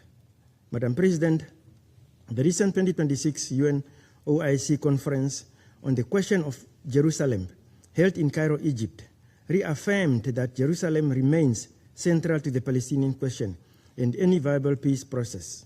Consistent with its outcome, Namibia reiterates that East Jerusalem is an integral part of the occupied Palestinian territory. The state of Jerusalem cannot be determined through unilateral measures or fait accompli on the ground, but through justice, dialogue, and a steadfast commitment to the rules-based international order, including the right to self-determination. The international momentum behind Palestinian statehood has never been clearer today. And today, the state of Palestine is recognized by a record number of countries, reflecting the international community's growing acknowledgement that Palestinian statehood is legitimate, necessary, and overdue. Namibia therefore calls on this Council to shoulder its responsibility by reflecting the overwhelming international consensus. The credibility of this Council is being tested. Selective norms, persistent inaction to stop genocide and atrocities, crimes in the Gaza Strip and war crimes in the West Bank, and the failure to enforce its own resolutions erode multilateralism. Namibia urges the Council to act with consistency and courage. We remain firmly committed to contributing to restore peace and hope for the Palestinian people and a region that have endured for too much, for too long. I thank you, Madam President. Je remercie le représentant de la Namibie de sa déclaration. Je donne maintenant la parole au représentant de l'Irak. Madam President, distinguished members of the Security Council, I have the honor to deliver this statement on behalf of the member states belonging to the Organization of Islamic Cooperation in my capacity as acting chair of the group. At the outset, I wish to express our sincere appreciation to Democratic Republic of Congo for convening this quarterly open debate and for the comprehensive briefing provided to the Council. Madam President, the Palestinian people have continued to suffer untold hardship and tragedies in Gaza and elsewhere in the occupied Palestinian territory, in flagrant violation of the international law and international humanitarian law. Israel continues to attack children and families and damage civilian infrastructure, dwelling homes, schools, and places of worship. It is extremely disappointing to witness that humanitarian catastrophe in Gaza, settlers' violence in the West Bank, and Israeli measures aimed at changing the demographic, religious, and cultural character of East Jerusalem continues unabated. More devastating are the obnoxious Israeli policies which have denied humanitarian supplies to the displaced people of Gaza and other cities in the occupied Palestinian territory. To this end, the humanitarian operation of UNRWA continued to face obstruction by the Israeli Authority through illegal and punitive measures, including the demolition of agencies' facilities in occupied Al-Quds al-Sharif, in contradiction with Israeli obligations under international law, the UN Charter, the UN Convention of Privileges and Immunities, relevant resolutions, and ICJ's advisory opinion of July 2024 and October 2025. We call for the immediate implementation of extant peace agreement, which provides for unfettered access to the belligerent people of Palestinian occupied territory,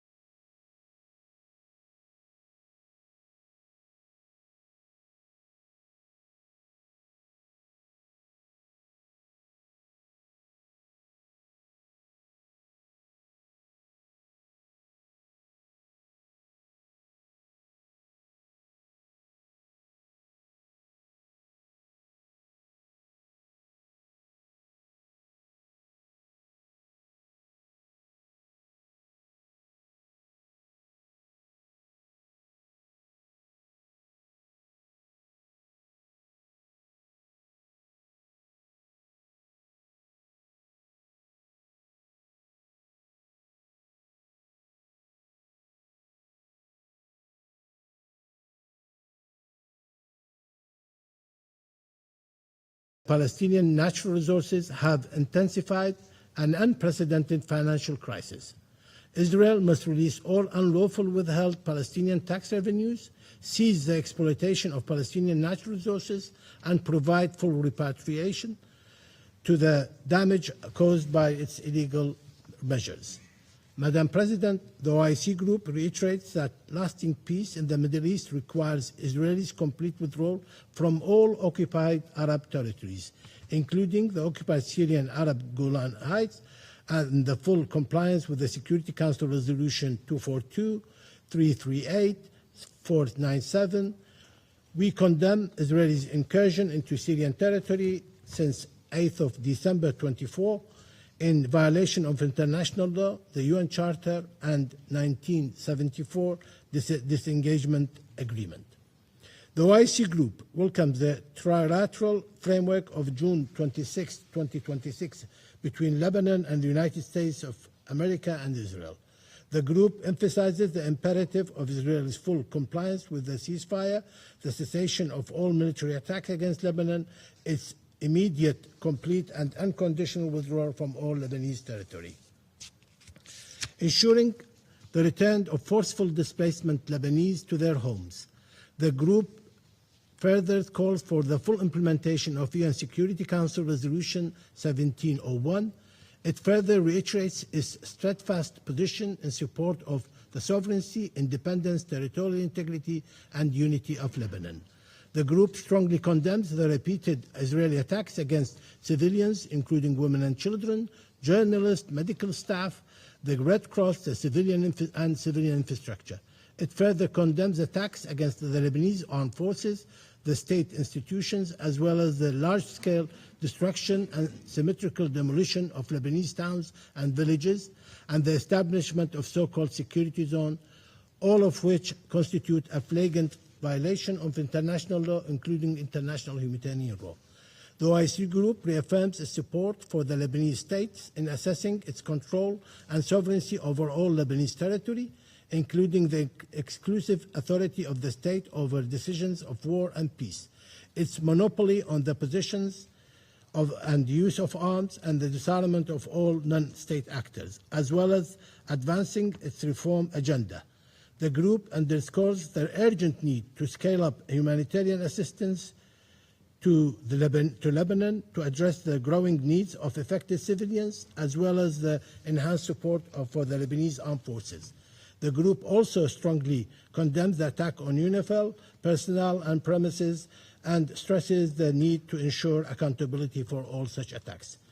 In conclusion, the OIC Group reiterates its call on the Security Council to support the Palestinian people in their just struggle for the recovery and exercise of their national rights, including the right to return and the realization of an independent for the State of Palestine on the pre-1967 borders with East Jerusalem as its capital. Thank you. Je remercie le représentant de l'Irak de sa déclaration. Je donne maintenant la parole à la représentante d'Australie. Thank you, Madam President. 8 months since the adoption of Resolution 2803, the humanitarian situation in Gaza remains dire. Millions of Palestinians remain displaced, and more than 1,100 have been killed since the October ceasefire, with thousands more injured. We must end this suffering. That's why Australia supported President Trump's peace plan and Resolution 2803, which presents the most viable route available to end the suffering in Gaza and to bring stability. Improved humanitarian access is a fundamental part of that plan, but the suffering in Gaza continues to be exacerbated by unnecessary impediments and restrictions on humanitarian aid. These restrictions must be lifted. Border crossings must be fully opened to allow aid to flow unimpeded to those in need, and UN agencies and NGOs must be allowed to perform their vital work. Humanitarian workers must be respected and protected in line with international law and the Declaration for the Protection of Humanitarian Personnel. Australia is proud to play a role in assisting Palestinians in need, and we commend the extraordinary efforts of humanitarian organisations delivering vital services in difficult conditions. The Australian government recently announced new support for recovery in Gaza, including $15 million to the UN Horizon Fund. Madam President, a two-state solution has always been the only pathway to enduring peace and security for both Israel and Palestine. That is why Australia recognised the state of Palestine almost a year ago as part of coordinated international efforts to build momentum towards achieving this goal. Strengthened Palestinian institutions are essential to advancing a two-state solution, and that's why we're working with partners to bolster the institutional foundations of Palestine, including by supporting reforms to governance and public institutions and promoting economic development. This includes a $10 million contribution to the World Bank's Palestinian Fund for Reconstruction and Development to strengthen the Palestinian Authority's public financial management. Madam President, Australia opposes all actions that risk fueling further violence and instability. We remain unequivocal in our condemnation of Hamas, including for its atrocities on October 7, 2023, and its ongoing acts of terror. Hamas must disarm and play no role in the governance of Palestine. In the West Bank, Israel's expansion of illegal settlements continues to present a major obstacle to peace. It has been accompanied by unprecedented levels of settler violence. Australia recently joined partners to impose further sanctions on violent settlers and related entities for their serious human rights abuses against Palestinians. Israel must hold perpetrators of settler violence to account and must cease ongoing settlement activity. Altering the demographic composition of Palestine is unacceptable. Achieving lasting peace also requires stability beyond Gaza and beyond the West Bank. The dire situation in Lebanon is creating serious humanitarian impacts. We welcome the trilateral efforts by Lebanon, Israel, and the United States to support enduring peace and stability in the region. We want to see a durable end to the conflict, Lebanon's sovereignty and territorial integrity respected, and Hezbollah disarmed in line with Resolution 1701. Australia has long called for de-escalation and an end to the Middle East conflict. The longer that these wars go on, the greater the regional and global costs. We want to see negotiations between the United States and Iran continue, the ceasefire to resume, and for the Strait of Hormuz and other vital trade corridors in the region to be kept open. Thank you.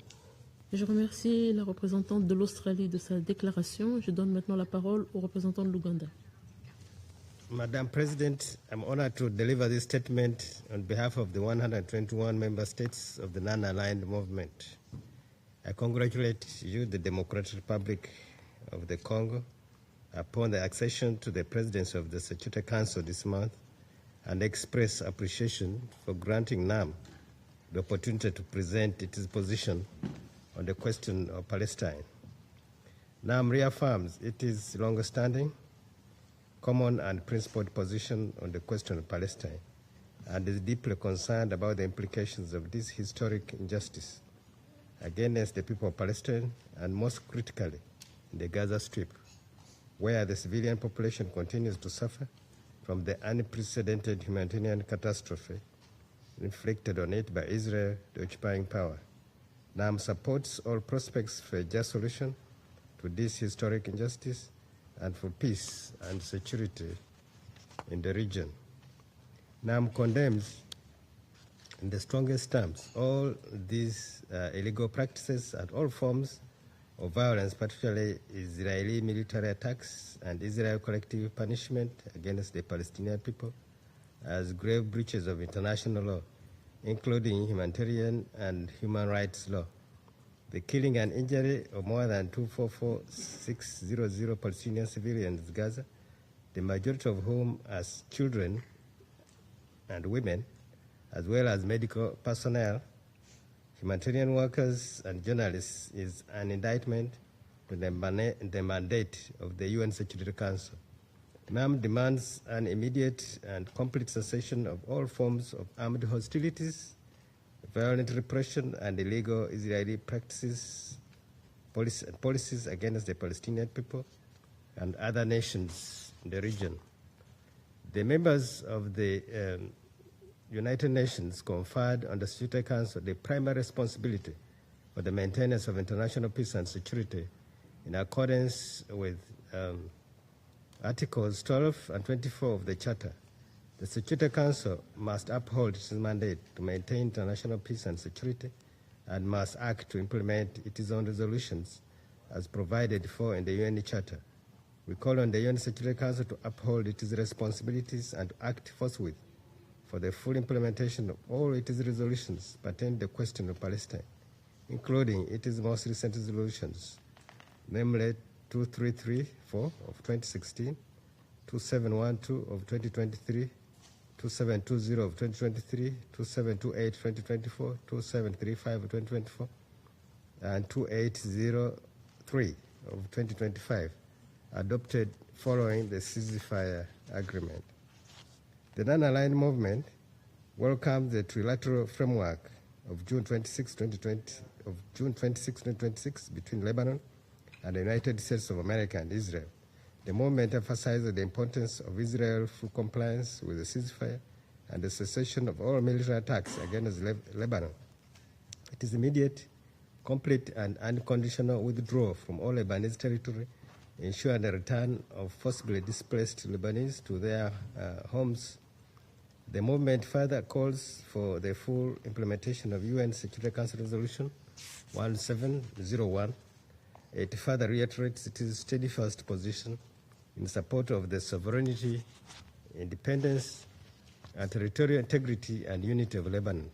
The movement strongly condemns the repeated Israeli attacks against civilians, including women and children, journalists, medical staff, the Red Cross, civilian infrastructure. It further condemns attacks against Lebanese armed forces and state institutions, as well as the large-scale destruction and systematic demolition of Lebanese towns and villages and the establishment of so-called security zones, all of which constitute flagrant violation of international law, including international humanitarian law. The movement reaffirms its support for the Lebanese state in asserting its control and sovereignty over all Lebanese territory, including the exclusive authority of the state over decisions of war and peace. It is a monopoly on the possession and use of arms and the disarmament of all non-state actors, as well as advancing its reform agenda. The movement underscores the urgent need to scale up humanitarian assistance to Lebanon to address the growing needs of affected civilians, as well as to enhance support for the Lebanese armed forces. The movement also strongly condemns the attacks of UNIFIL personnel and premises and stresses the need to ensure accountability for all such attacks. NAM condemns Israeli incursions into the Syrian territory as a flagrant violation of international law, UN Charter 1974 disengagement agreement, and calls on the Security Council to exert pressure on Israel to fully withdraw from all Syrian territories.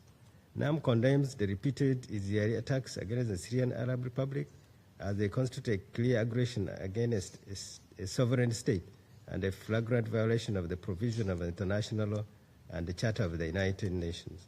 The non-aligned movement welcomes the New York Declaration arising out of the high-level international conference on the peaceful settlement of the question of Palestine and the implementation of two-state solution as a reaffirmation of the unwavering international commitment to a just and peaceful settlement of the question of Palestine.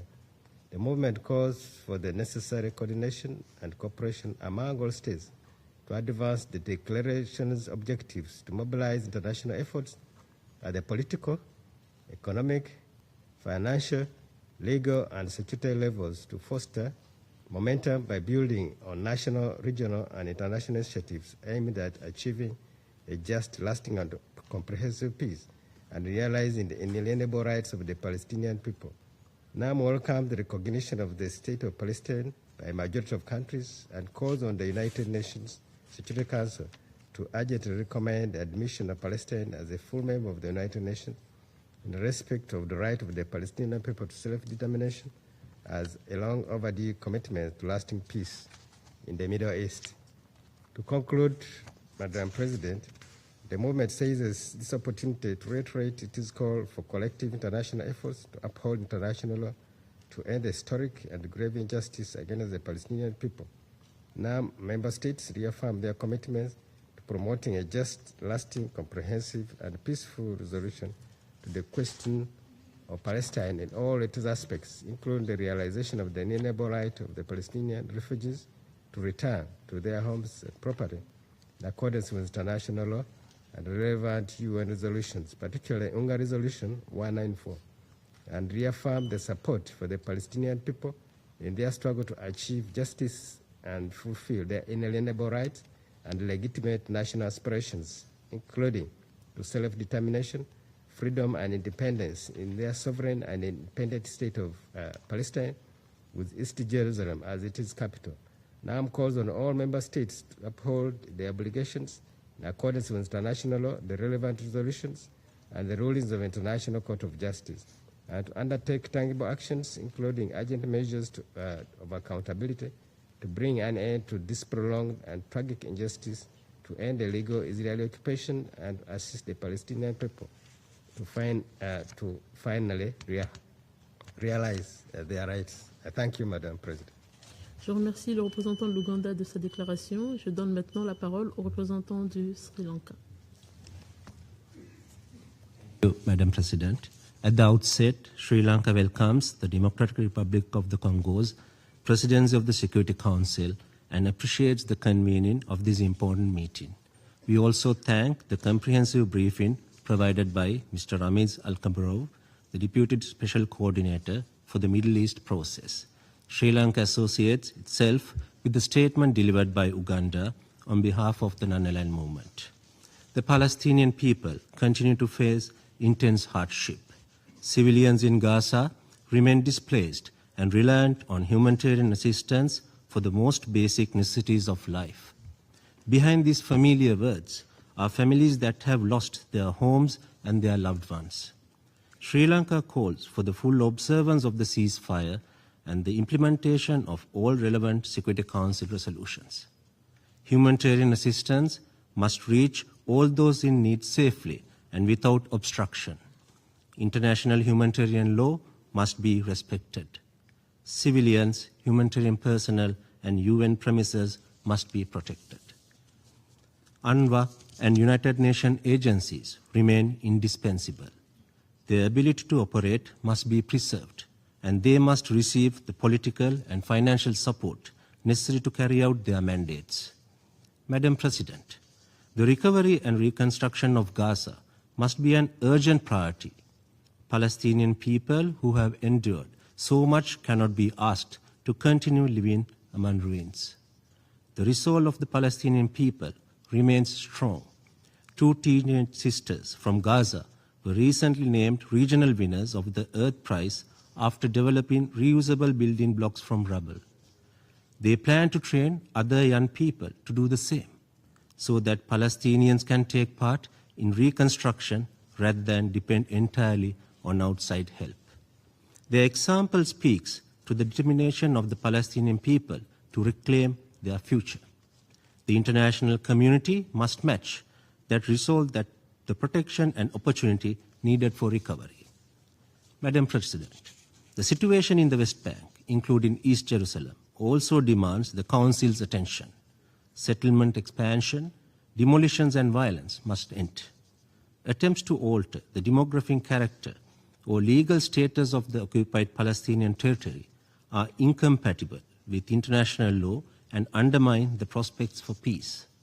International efforts must now be directed towards ending the suffering of the Palestinian people and securing a future in which they can live in dignity and shape their own destiny. Declarations and diplomatic initiatives are meaningful only when they lead to positive change in people's lives. Sri Lanka reaffirms its support for the inalienable rights of the Palestinian people, including their right to self-determination, for the establishment of an independent and sovereign state of Palestine based on the pre-1967 borders, with East Jerusalem as its capital, living side by side with Israel in peace and security, and the Palestinians' full membership in the United Nations. The path forward is well known. What remains necessary is the political will to stand with them and follow that path. I thank you. Je remercie le représentant du Sri Lanka de sa déclaration. Je donne maintenant la parole au représentant des Philippines. Thank you, Madam President. The Philippines thanks the Democratic Republic of Congo for convening this quarterly open debate. The Philippines shares the continuing deep concern of the international community over the situation in Palestine. Philippines reaffirms its consistent and principled support for the inalienable right of self-determination of the Palestinian people and to the two-state solution. We strongly believe that the two-state solution remains the only viable path to lasting and durable peace, with Palestine and Israel coexisting side by side in peace and security. We call for the full implementation of relevant Security Council resolutions, including resolutions 2334 and 2803 in accordance with the UN Charter. The Philippines emphasizes the primacy of international law, particularly international humanitarian law, in the protection of civilians and safeguarding of vulnerable groups, including women and children. The Philippines calls on all parties to advocate for de-escalation, restraint, and resumption of meaningful dialogue to ensure the unimpeded delivery of assistance to affected populations. The support of partners is crucial in this regard. The Philippines, together with Japan, was honored to have hosted the 5th ministerial meeting of the Conference of Cooperation among East Asian Countries for Palestinian Development last 22 July 2026 in the Philippines in Pasay City.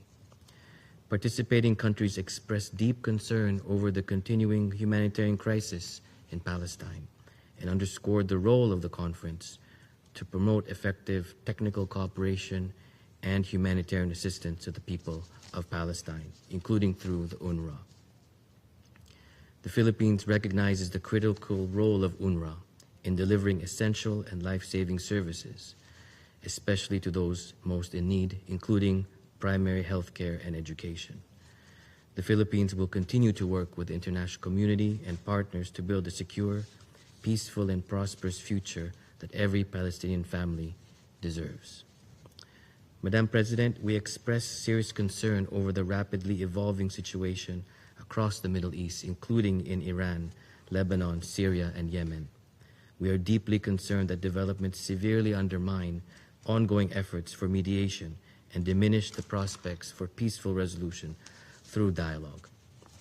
We reaffirm the importance of maintaining maritime safety and security and upholding freedom of navigation in and overflight above straits used for international navigation, in accordance with international law, in particular the 1982 UN Convention on the Law of the Sea.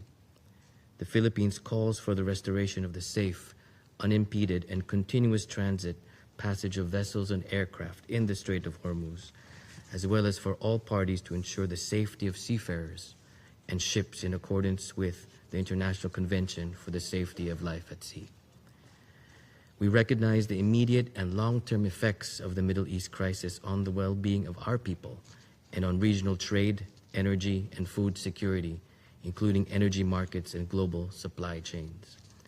In conclusion, Madam President, the Philippines calls on the Security Council, together with the United Nations and regional partners, to reinforce its efforts to support mediation, dialogue, and confidence building that reduce tensions, prevent escalation, and create lasting conditions for peace. I thank you. Je remercie le représentant des Philippines de sa déclaration. Je donne maintenant la parole au représentant de l'Algérie. Thank you, Madam President. I congratulate you on your able presidency of the Security Council for the month of July. I also thank Mr. Ramiz Al-Akbarov for his valuable presentation. Madam President, when the ceasefire was announced on October 2025, the Palestinian people, the international community, and indeed humanity itself hoped it will mark the beginning of relief in Gaza. Yet today, that hope has given way to an even darker reality. Nearly 10 months have elapsed since the ceasefire entered into effect. And since Israeli violations, Israeli attacks have not ceased for a single day. As a result, more than 1,200 Palestinians have been killed and several thousands more injured. We are equally alarmed by reports that Israel, the occupying power of Gaza, a Palestinian territory, is now constructing an earthen barrier along the so-called Yellow Line, further exacerbating Gaza's fragmentation while continuing to destroy and to depopulate areas under occupations. Meanwhile, the West Bank has become a scene of relentless violence. Brutal military operations have driven mass displacement from refugee camp,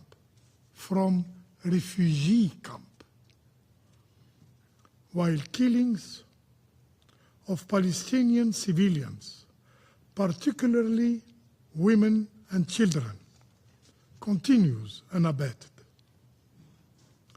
Settler violence, illegal settlement expansion, Palestinian home demolition and confiscation of land continue to accelerate the systematic erosion of the Palestinian prisons in the territory. Madam President, against this grim backdrop, I would like to highlight the following points. First, these atrocities are the direct consequence of prolonged impunity. Yes, impunity. Israel's systematic annihilation of the Palestinian people, of their land, and of their means of existence has been allowed to continue without accountability. As long as impunity prevails, such violations of international humanitarian law, of resolution of UN Security Council will persist unchecked. Second, Madam President, this Security Council must fully assume its responsibilities. It must ensure full respect of the terms of the ceasefire. It must guarantee the protection of civilians and humanitarian personnel. It must secure unhindered humanitarian access to the Palestinian civilians. And it must create the condition, finally, of the immediate reconstruction of Gaza for the Palestinian, not for foreigners. Third, President, Israel policies and practice in the occupied territories remain a clear violation of international law, as reaffirmed by the International Court of Justice in July 2024. and Security Council Resolution 2334, whose implementation can no longer be postponed. The Palestinian people continue to demonstrate extraordinary resilience in the face of unimaginable suffering. Their endurance reminds us that peace cannot be built under any occupation, cannot be built under injustice or collective punishment. Peace requires justice. Justice requires accountability, and accountability requires action. Action from this very Security Council. To conclude, Madam President, allow me to reaffirm Algeria's unwavering support for the inalienable right of the Palestinian people to self-determination and for the establishment of its sovereign and independent state with Al-Quds al-Sharif as its capital. I thank you. Je remercie le représentant de l'Algérie de sa déclaration et je donne maintenant la parole au représentant des Maldives. Thank you, Madam President. Gaza has become the graveyard of this Council's promises. For nearly 3 years, Israel has carried out a genocide in full view of the world. Every delayed decision has given that genocide more time. Every unenforced resolution has given Israel greater impunity. The ceasefire announced in October 2025 did not end Palestinian suffering. Across the occupied West Bank, including East Jerusalem, settlement expansion, demolition, land seizure, and settler violence are driving forced displacement and de facto annexation. Israel's impunity is not confined to Gaza. Its attacks, illegal occupation, and repeated violations across Palestine, Lebanon, and Syria are destabilizing the region. The Council must take 3 steps: set deadlines, verify compliance, and impose consequences. On Palestine, the Council must demand an immediate end to attacks on civilians, settlement expansion, demolitions, forced displacement, and restrictions on humanitarian access. It should require regular reporting on Israel's compliance. UNRWA must be protected. The sanctity of Al-Aqsa Mosque and the historic and legal status quo of the holy sites must be respected. On Lebanon, the Council should require Israel to end its attacks and withdraw from all Lebanese territory immediately. UNIFIL should verify that withdrawal, and the Secretary General should report to the Council before the mission ceases its operations. Israel must respect Lebanon's sovereignty, security, and territorial integrity in accordance with Resolution 1701. On Syria, Israel must end its occupation of the Syrian Golan. The Council should require the immediate removal of Israeli forces, positions, and roadblocks from the area of separation and ensure that UNDOF can verify compliance with the 1974 disengagement agreement. The Maldives reaffirms its commitment to the sovereignty, independence, and territorial integrity of Syria and supports a Syrian-owned, Syrian-led political process as outlined in the Council Resolution 2254. Non-compliance must have consequences. The Council should impose targeted sanctions on individuals and entities responsible for obstructing humanitarian aid, attacking civilians or UN personnel, and expanding illegal settlements. The Maldives reiterates its call for an arms embargo against Israel. Member states must stop supplying weapons used to sustain genocide and occupation and attacks across the region.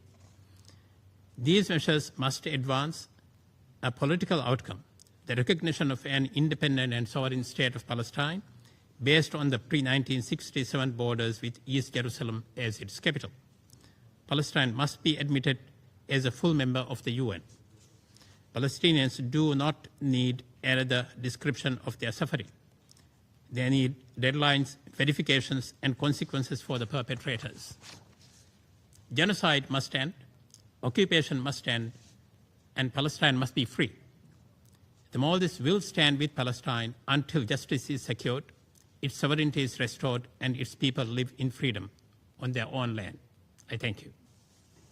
Le représentant des Maldives de sa déclaration. Je donne maintenant la parole au représentant de l'Irlande. Thank you, President. I thank the Democratic Republic of the Congo for convening this important meeting. Ireland aligns itself with the statement of the European Union. President, Ireland remains deeply concerned about the dire humanitarian situation in Gaza. 9 months since the ceasefire agreement was announced, the people of Gaza still urgently need to see a real improvement in their daily lives. We must, all of us, apply more pressure on Israel to uphold its obligation under international humanitarian law and remove restrictions on aid access and facilitate essential supplies and services to reach people unimpeded throughout the Gaza Strip. This obligation was confirmed by the International Court of Justice in its advisory opinion on the 22nd of October 2025, and it is simply not tenable for Israel to assert dual-use labelling to block the entry of basic humanitarian equipment. Ireland is deeply concerned that Israel continues to increase the area of Gaza that it occupies, unilaterally moving demarcation of the so-called Yellow Line and further displacing Palestinians from their homes. All parties must honour their commitments under the comprehensive plan to end the Gaza conflict. In this regard, we continue to call for the permanent disarmament of Hamas and other non-state armed groups and the full withdrawal of Israeli forces from the Gaza Strip. President, we urge Israel to open all crossing points and facilitate freedom of movement for Palestinians into and out of the Strip. We further condemn the continuing Israeli policy of restricting access for foreign journalists to visit Gaza and to report on the situation there independently. Ireland reiterates its unwavering support and strong appreciation for UNRWA's continued efforts to support Palestine refugees. We regret that UNRWA continues to face political and financial pressures to its operations, including the impacts of Israeli legislation on UNRWA's operations in Palestine. President, Ireland is alarmed by the increasing extremist settler violence in the West Bank, which continues within an environment of impunity. Accountability for such violence is imperative, and the West Bank must be a central part of efforts to reach agreement on a durable and sustainable peace through implementation of the two-state solution. President, we are deeply concerned by the continuing conflict in the Gulf region and its devastating humanitarian, economic and political impacts. All sides there are obliged to uphold international law, including international humanitarian law. We call on the parties to the conflict to engage meaningfully and in good faith and to return to negotiations provided for in the MOU they agreed on in mid-June. There is no military solution to this conflict. A durable peace can only be achieved through dialogue and diplomacy. President, we welcome last month's trilateral agreement between Israel, Lebanon and the United States. We hope that the full implementation of this agreement builds momentum for the disarmament of Hezbollah, the complete withdrawal of Israeli troops, and the deployment of Lebanese armed forces in support of Lebanon's sovereignty and territorial integrity and the establishment of a lasting peace. The people of Lebanon have experienced conflict and interference from outside their country for far too long. President, we commend the Syrian authorities for their continued efforts to achieve a positive transition. The international community must support Syria to overcome remaining key risks, including internal violence, external interference and occupation of its territory, and the need for transitional justice and accountability. I thank you. Je remercie le représentant de l'Irlande de sa déclaration et je donne la parole au représentant de l'Afrique du Sud. Merci, Madame President. South Africa calls South Africa thanks the Democratic Republic of Congo for convening this quarterly open debate on the Middle East, including the question of Palestine, providing all UN member states an opportunity to address the Council on a matter that lies at the core of resolving instability and insecurity in the region. Madam President, we welcome the pause in military strikes between the US and Iran following breaches of the Islamabad Memorandum of Understanding that was signed in June. This paves the way for renewed diplomatic efforts aimed at finding a peaceful and durable resolution to the ongoing conflict. Resolving the Strait of Hormuz crisis is vital for the global economy, as this is one of the strategic choke points for the global supply of oil and international trade. The ongoing disruption has introduced volatility in global oil prices, caused inflation, pushing millions into poverty. South Africa thus calls for an immediate cessation of hostilities, de-escalation, and a return to diplomacy through the Oman-mediated process and the Islamabad Framework Agreement. Madam President, we cannot discuss instability in the Middle East while ignoring its root cause in the continued occupation and unresolved Palestinian question. The credibility of the international rules-based system